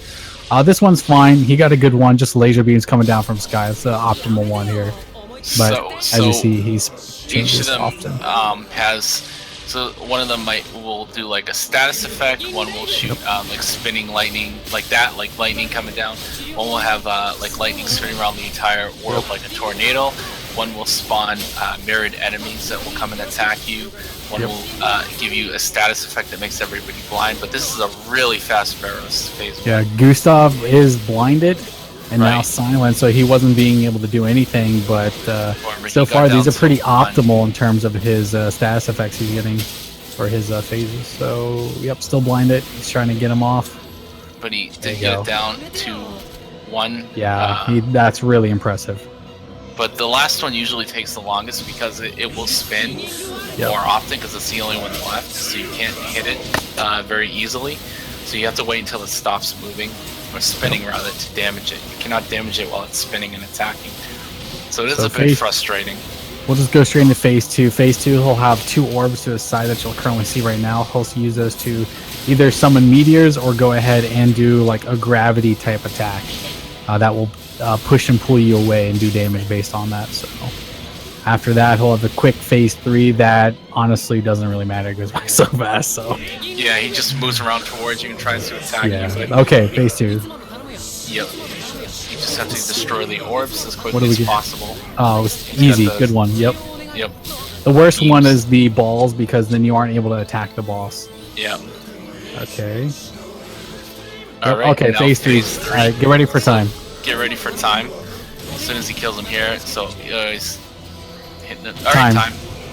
That's it. Wow, that was fast. Really good Varus. That was a really good fight. Really fast fight.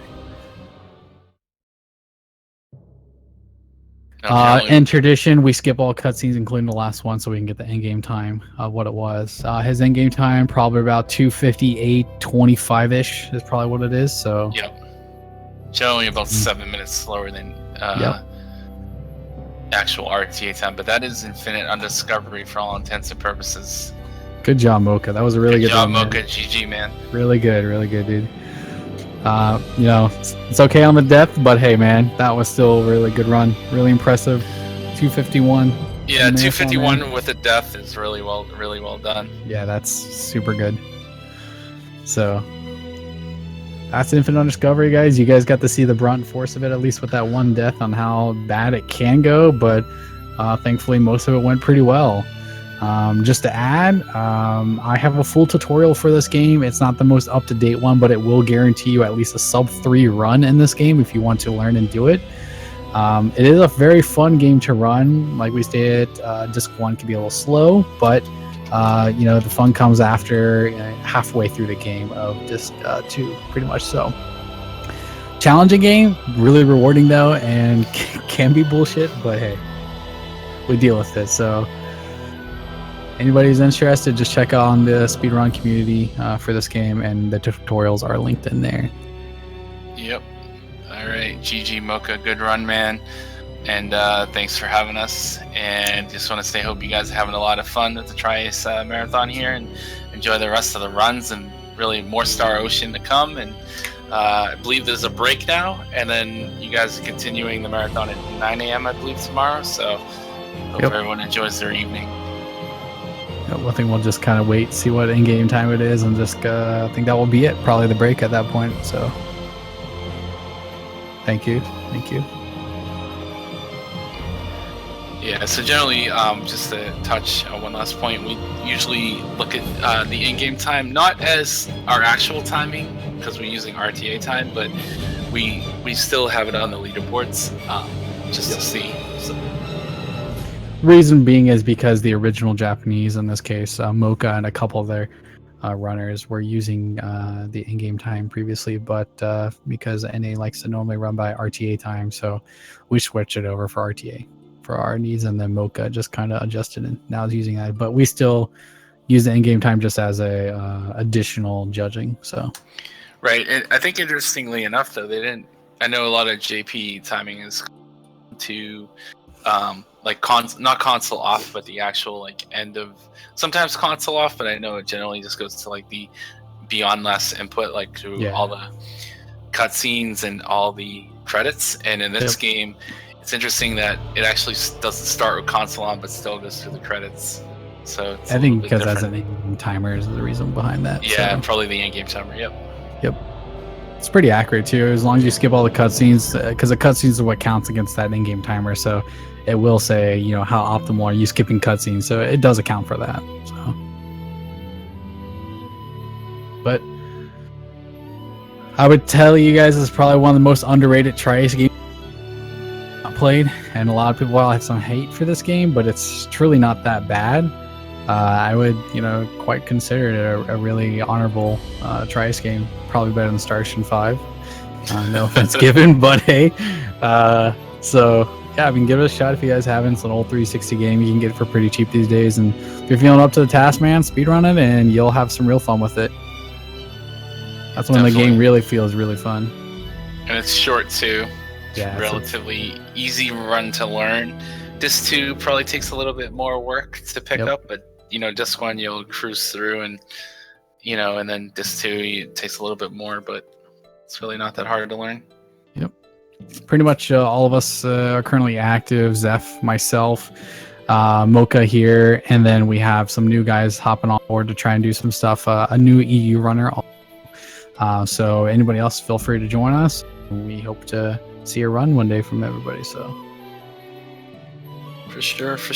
This game started out with just one run, and we built it up, and I think we're actually up there in terms of JRPG running. So for this game, so let's get in there.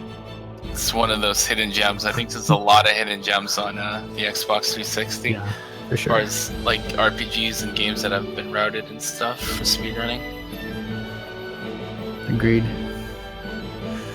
Though we owe a lot of this route owed to Mocha back for his stuff 6 years ago. Yeah, when he 8 years ago. Yeah, that was it. And then nobody else ran it, and we decided to pick up the project and move the torch forward. And like I said, there's still plenty of time to be saved in the run. So don't feel like, oh man, this is such an optimized run. It's really not. It is optimized. Don't get me wrong, but it's not fully optimized quite yet. So there's still a lot to play with.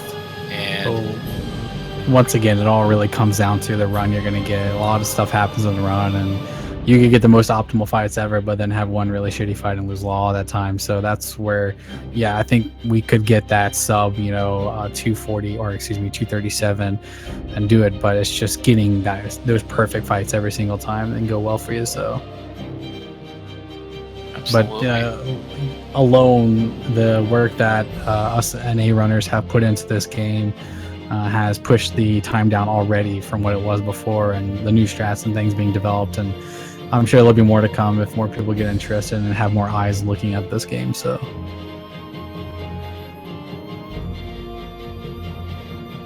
Definitely. Well, you should see some activity from me because, like previously stated, I had a world record for well over a year. Mocha took it by 30 seconds. So it's one of those things where nobody, the game was a little bit dead for a while, but now there's some life again. And it's pretty exciting. So yep. I think Mocha may still be running here or there. So hopefully as well. Yep, I believe so. We just gotta keep that world record train going. New people coming in with some innovation is cool too. Absolutely. All right, so end of the credits here. We should see 258 something. That's what I'm calling. Yeah, 258. Still about 6-7 minutes. See if it's 258.31. That's my exact call. Let's see if I'm right. 258.19. I'm calling it. Okay. I'm saying 31. Let's see what it is. Let's see it, Mocha. I hope I'm right. Sub 3 in game time. Come on, 258.31. Do it. Come on. 19. Come on, man. Come on. Come on. Oh. 238. Oh, way off. No, 239. Damn. Yeah. All right. Oh, it's 238. I said 258. My fault. But yeah, I meant the other way. It's like 4 in the morning here. Yeah, it is. It's 4 in the morning. So yeah, I forgot it's faster than. All right. RTA well, 10. All right. Well, that's it. That's Infinite yep. Undiscovery, ladies and gentlemen. Thank you for having us, and enjoy the rest of the marathon. Thank you, guys. Enjoy your break, and we'll, see you in the morning, I guess. So. All right. Once Later. again, see you guys. Thank you.